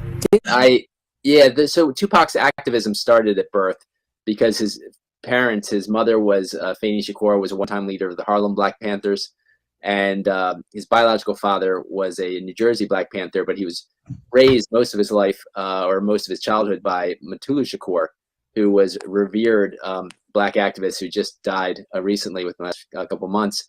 And Mutulu Shakur was a acupuncturist who started acupuncture for treatment of drug addictions in the Bronx at Lincoln Detox, and he was a co-founding member of the Republic of New Africa, which was an incredible group of activists that met from around the country, grassroots activists. And so Tupac was an activist in his early years. When a reverend asked him what he wanted to be when he grew up, he said a revolutionary, because that was the term they used for their activism back then. White and Black activists used that term, revolutionary, not in the sense of shooting people to overthrow the government, but changing things, defending themselves, practicing self-defense with militarily, as Malcolm X would say, but in the sense of just changing the government for the better and changing it for a majority of the people.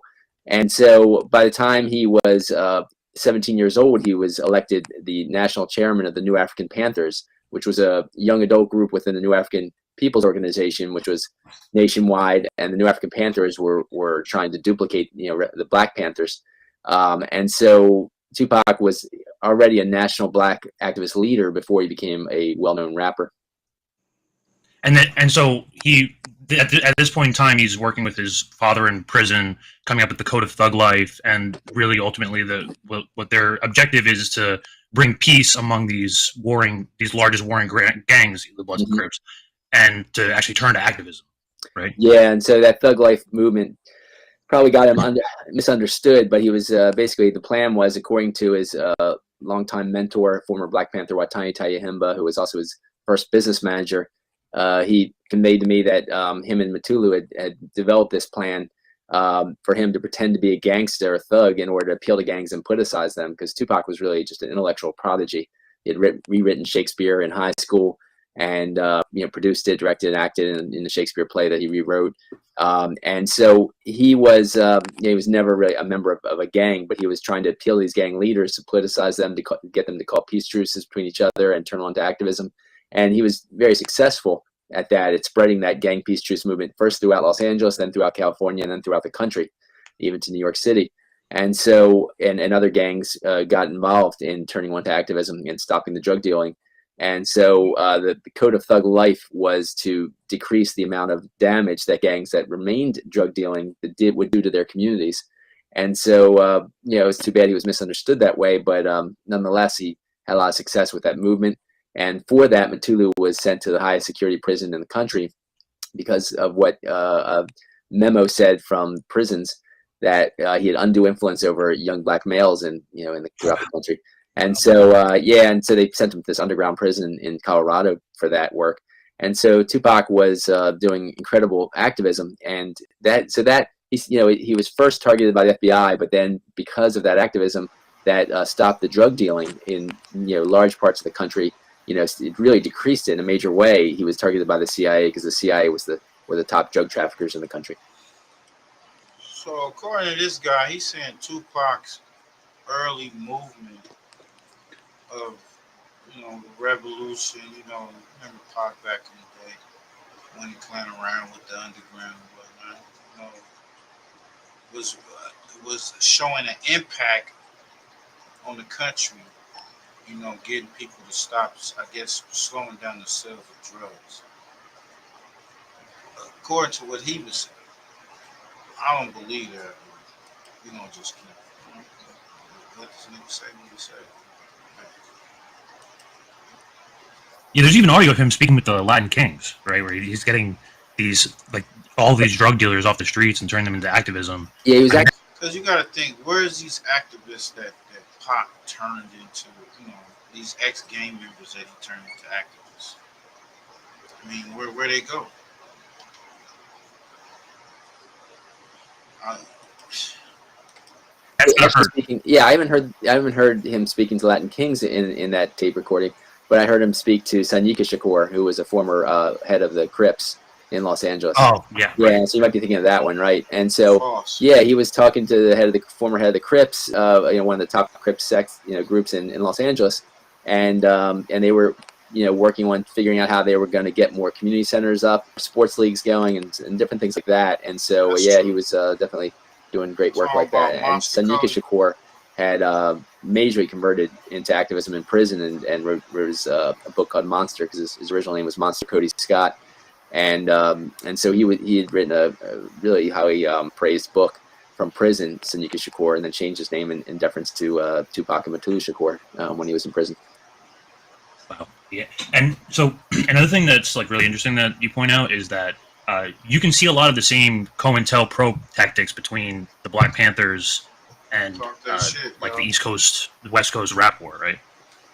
Yeah, definitely. Some of the same tactics were used with undercover agents to mess their heads up and turn them against each other. And excuse my scars on my face. I went to the dermatologist Friday, and she took off some, warts and stuff on my face.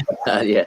So, so the FBI and likely, as I said, the CIA were using undercover agents inside both Tupac's life and, and getting him against, it was back then, Kathleen Cleaver, the national spokesperson for the Black Panther Party, told me that they were doing similar things to them. They're in turning the Tupac's mother's Black Panthers that were in prison against Huey Newton on the West Coast.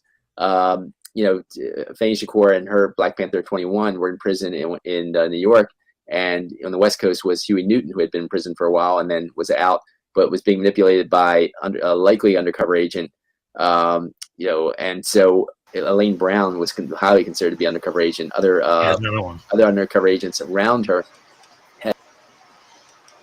That's crazy how all these people were planted around these Tupac and his moms and stuff. And he said that Huey P. Newton had an undercover agent around him and influencing him. I saw this documentary that's talking about Malcolm X's assassination, and they were saying that at least 80% of the people that was in that ballroom were agents. It's crazy, yo. Had even come out with books admitting their undercover agent status, and so they were manipulating Huey Newton, and they were sending false letters back and forth between the New York Panthers and Huey Newton on the West Coast. And so when Tupac got these anonymous letters saying, "Oh, you don't know who shot you," of course it was Biggie Smalls, and Tupac, was soon to get out of prison and go to the West Coast, and was considered part of the West Coast rappers. When he was actually in jail on the East Coast, but.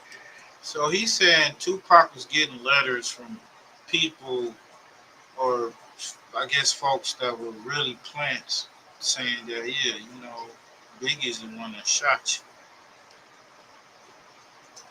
Shit, with that brother. That seemed to became the East Coast versus West Coast rap war that they called it, and it was manufactured just like the Panther War was manufactured by the FBI. Now the Panther War was found out about when activists broke into an FBI office in 1971 and stole all the documents and found all their tactics. Books were published showing the documents, and so we know about how that war was manufactured. And so I just took to show the same tactics were used against Tupac in creating this fake war between him and Biggie Smalls and Puff Daddy, and I show how the undercover agents in Death Row Records. Police say there was dozens of police, police, LAPD police inside Death Row Records, supposedly moonlighting for Death Row Records.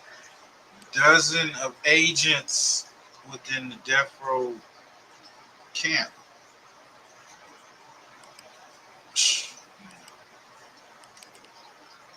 That's some wild shit to think about too. Man, we know this. Y'all been, y'all always been on this case for over decades and shit. Y'all know that Death Row had a lot of off-duty cops, but they had agents, undercovers, people that was pretty much seeing how things was going to monitor, to plant seeds. And they said Reggie White was one of them. And even Russell Poole, who investigated the situation, said that his superior told them you can call them troubleshooters or covert agents, all these dozens of police officers in Death Row Records. So obviously, there's a famous napkin signing with Suge Knight. So Haitian Jack sets up a sexual liaison with Ayanna Jackson and Tupac. Tupac gets sent to prison. He's sitting on appeal, and the charge is like 1 to 4 years in prison for touching a butt. Right. And then Suge Knight comes in with a napkin that's basically a 3-album contract for Death Row Records. Yeah. Right. And so what do you believe that Death Row Records was a U.S. intelligence operation from the beginning, or is there like sort of like a connection there? Where does Suge Knight fall in all of this? Yeah. And Haitian Jack. I do believe Death Row Records was a U.S. intelligence operation from the beginning. Yes. And whoa. You hear that? You hear that, Pushy? U.S. intelligence. My nigga, it was just like I told you. I seen Kanye West hanging out with John Ashcroft, who's a 5-star general. How does a rapper and a 5-star general hang out with each other? Right. Well, that's letting you know that the government is involved with the music, is involved with the movies, is involved in shit that you don't even think they're involved in. They do not just do military ops on other countries. That's a fact. Napkin that's basically a 3-album contract for Death Row Records. Yeah. Right. And so what do you believe that Death Row Records was a U.S. intelligence operation from the beginning, or is there like sort of like a connection there? Where does Suge Knight fall in all this? Yeah. And Haitian Jack. I do believe Death Row Records was a U.S. intelligence operation from the beginning. Yes. And some people were just fooled into believing it was something legitimate. Obviously, Dr. Dre was fooled into thinking it was more legitimate, as was Snoop Dogg and others who have serious talent. And so, with that situation with Jacques Agnant, he was found to have a rap sheet, mile-long rap sheet of major charges up and down the East Coast, all dismissed, according to Tupac's New York trial lawyer, Michael Tui Warren, who I interviewed many times throughout my writing from spring of 1995 until until 2000, at least 10 or so. I mean, my book came out in 2007, but I kept talking to Michael Warren, getting his consultation on, what should I do with the film, which I do with the, should I try to get a new publisher for my book, et cetera, et cetera. But he's been a great source of information, and he got I think it was a probation agent to get the Jacques Aignan's rap sheet, which he gave to him, to Michael Warren, and found that Jacques Aignan was, what he said was surely an undercover agent.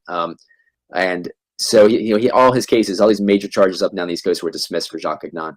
And so he set up TUPAC for that liaison with Ayanna Jackson, where he ends up getting 1.5 to 4.5 years for touching this woman's butt, who admitted she kissed his penis on a public, on a dance floor in public. Setup. That's where the setup start, man.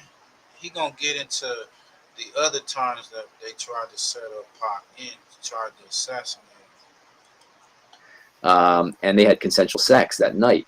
And then a few nights later, she says that he was found guilty of touching her butt against her will after what was considered consensual sex. The jury said they had consensual sex again. And so it's just a ridiculous charge, and ridiculous amount of prison time for something so absurd. And so it's something similar to some things you see today, actually. But I'm going to give you this designer bag if you can prove to me that you know your finances. Well, let's do it. How many subscriptions do you have? Yeah, maybe. But so with TUPAC, it was just absurd and just horrible what they were doing to him. And they tortured him in prison. And so, to get out of prison, he signed this, I guess, napkin written contract written by Dave Kenner, the mafia connected lawyer for Death Row Records. And Death Row Records was basically, they put $10 million in front money, Time Warner did, to Death Row Records to give it its start. It was filled with dozens of police officers, as I said, from pretty early on. Suge Knight's situation was he was a former college football player who couldn't get to the point of he got into the NFL very briefly when there was an NFL player strike, but he couldn't really make a career of football. So then he's very violent. He's associated with a lot of Bloods gang members, and he's doing more and more violent crime. He's convicted for more and more violent crime and getting more and bigger sentences. When suddenly, all of a sudden, he commits his most violent crime, but he's let off completely. He doesn't, gets nothing for it. And then from then on, he keeps terrorizing different communities and gets nothing for it, beating people up, shooting at people, likely even killing people, but involved at least in assisted, murder. And he's getting nothing for it. He's getting let off of everything. And I show that parallels what happened with the undercover agent who was.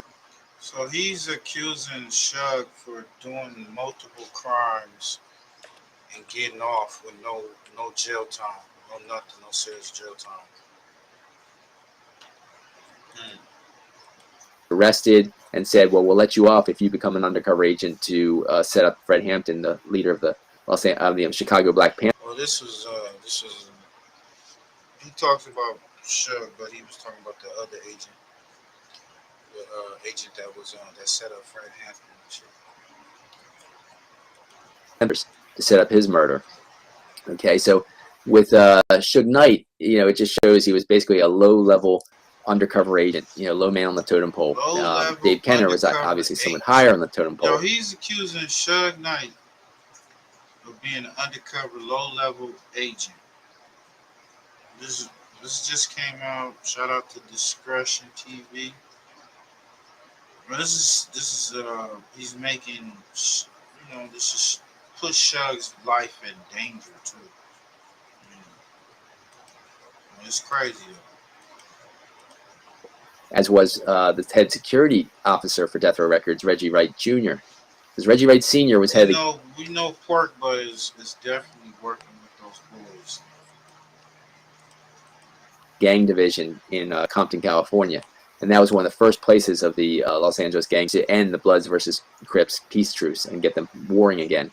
Okay, so that was a U.S. intelligence tactic to kill each other, because U.S. intelligence is incredibly racist, and these people were doing, these black cops were doing what they were told in that regard. And here was Reggie Wright Jr. doing that, trying to get he was setting up Bloods and Crips conflicts within Death Row parties, within Death Row studios. And there's many eyewitnesses to this. Yo, Reggie Wright was purposely setting up confrontations between blood gang members and Crips just on purpose. Get these niggas locked up, putting cases on all you niggas. And so this is, there was even shootings and murders in public concerts at that Snoop Dogg concert, for example, and no one was arrested. And so this is what they were trying to do. They were trying to end those, gang peace truces that Tupac was promoting. And they didn't succeed in that until Tupac's shooting. When Tupac was shot, which was, was aided by Death Row, was aided by Reggie Wright Jr., was aided by Suge Knight, setting it up, not driving him immediately to the hospital, instead of driving the other way away from the hospital. Things like that. There's so many police, errors in the way they usually do things, according to the top Las Vegas Sun crime reporter, Kathy Scott, in her book about Tupac's shooting. And so she had a page-and-a-half list of police going against what they normally do in murder investigations. And so that, that's basically the way it was all set up for Tupac to be murdered, because he was taking money out of not only the CIA drug traffickers' hands, but more importantly, even the money launderers' hands. Because when all that cash gets money laundered in the stock market of banks and other corporations that are laundering it, when they have all that going into the stock market, that cash coming in can be considered. It can actually produce 20 times the amount that goes in out of what's predicted it's going to be worth in the future, that stock.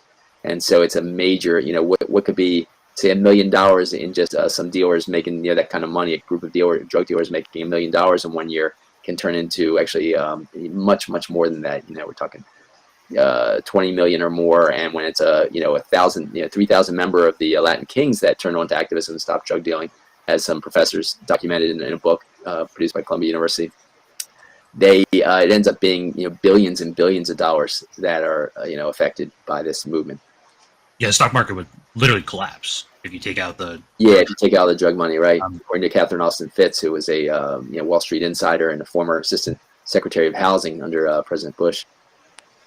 Can you tell us a little bit more about the attempts already made on Tupac's life prior to this, and how readers want to know, Oakland, there's another one involving 2 off-duty cops in Atlanta? Sure. Yeah. So I mean, you got to remember that the history of the FBI's counterintelligence program was murderously targeting black activists like Fred Hampton, like Huey Newton. And so here was Tupac. He was already a national black activist leader, as elected chairman of the New African Panthers, attempting to replicate the Black Panthers. And so then he adds wealth and fame, but really a major potential wealth and fame, by getting this record deal with a brand new major label, Interscope Records. And this first songs come out, political song "Trapped" on his first album, and it goes, hits MTV for worldwide release. And all of a sudden, within a couple of days, 2 or 3 days, he's stopped by Oakland police. He's beat unconscious. He's actually choked unconscious, and then his head's beaten against the curb. And I found 2 other instances where people died from those police actions. Then a second time, there was a drive-by shooting on his motorcade that was going from his film premiere, Juice, to a party after the film premiere. And I think that's why he had the double too. He had a double, a body double in Juice. And they luckily missed him in that. And definitely above the rim.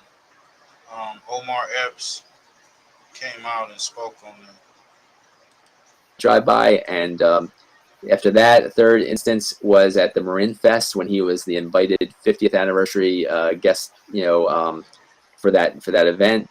Some people created a conflict with Tupac. They tried to punch him. People shot at him first. Tupac, was trying to get away from them.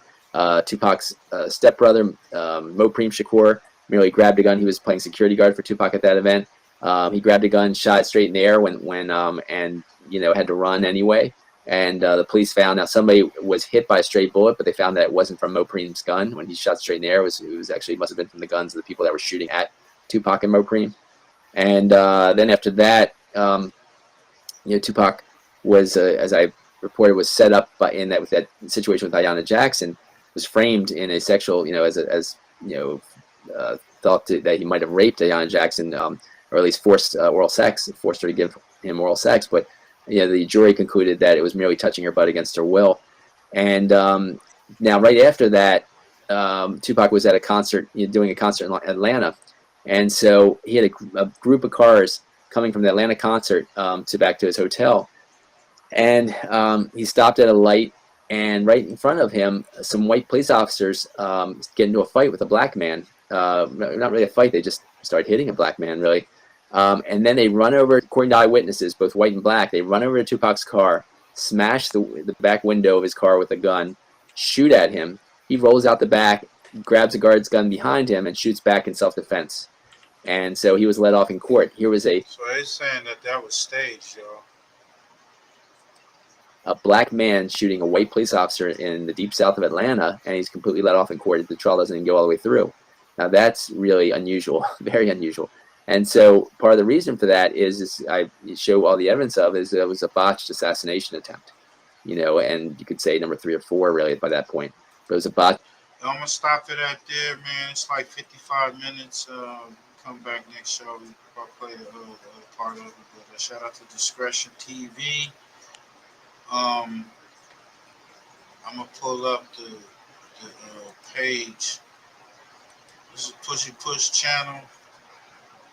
He just dropped a banger, man. He had the plague doctor, lost souls we went through. Now he has alien human. Is it a wow man? Who is the alien-like human species on Earth? Is it the wow man? Yo, the numbers is already going up. It's been up for like a week. So what's up, Push, man? Talk to us. Bro, that's definitely one of those ones right there. It just taps in on a bit of history, bro. They'll do a lot of comparing inside of that video right there. This one, oh, okay. Yeah, I don't want to play none of it because when you play it, you just can't even really hear a couple words because you're gonna be like, "What?" You know what I'm saying? So, hopefully the homie pull up and get him.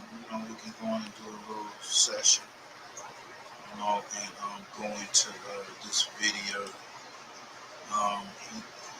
It's another video that we didn't get a chance to go over. I think it was Lost Souls. Or did we do Lost Souls? Did we do Lost Souls? No. In Lost Souls, you talk about the Wild Man too. So, if you don't mind, yeah, man, can we go into who took the lost souls of Europe, exploring the dark past of history, and then we can bounce into the who is the alien-like human species on Earth? Is it the Wild Man?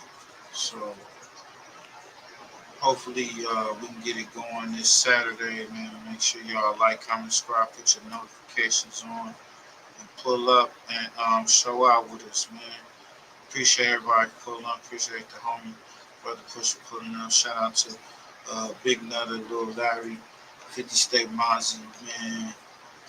Everybody is down with the clicker. And shout out to everybody that pulled up, Sharon, Monique,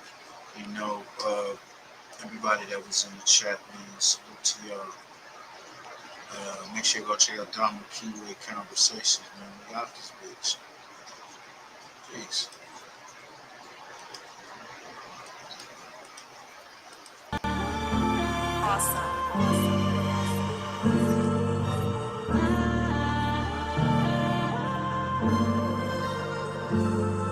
Yeah. SS Joey. I don't know what it is.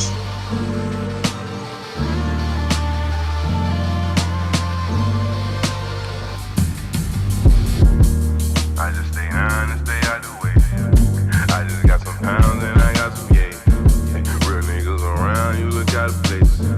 Quarter brick right now and that's just on the face. Sell it all right now, it all be gone today. Good customer service, we don't make them wait. We constantly serving, play, get him a play. We constantly serving, play, get him a play. But I just stay down and stay out the way. I I just got some pounds and I got some yay. Hey, real niggas around, you look out of place. Get a quarter bit right now, and that just on the face. Hey, sell it all right now, and I'll be gone today. Hey, good customer service, we don't make them wait. Hey, we constantly serving big and hammer play. Hey, we constantly serving big and hammer play. I come from the bottom, I say with a tray. Got a switch to Lemon Carter, he just wanna bang. Hey, I just want the paper, I don't wanna hang. Hey, that boy that met the world, now he's up to pain. Hey, I just met your girl, she left with a stranger. Hey, soon we shot that up, she knew I was gangster. Hey, I don't take no threats or no ultimatums. Hey, if you talking chop, you talking my language. Copy tip, hit half liter of the road. Big earner, but I used to be a underdog. Don't keep 100, that's why I don't fuck with y'all. You come try to strike, you gon' get a gutter ball. Losing all my fucking life, I can't take another loss. Grinding all winter, and I don't take the summer off. Putting us to make a half brick, do a somersault. He's special, he just fuck around and run 100 up, add it up. I'm a real nigga, just to sum it up. You can't be with me, little homie, you ain't done enough. Hey, Joey, can you throw me something? No, not at all. But if you cop folk, I might take 100 off. What up? Sold his ass headbang and get some Tylenol. You get pulled when you leave here, then I am not involved. Put the bands around my neck to make it freeze up. If my grandma was here to see me, she say Jesus. She was busy see me with that money and she. FirstFamRadio.com. FirstFamRadio.com.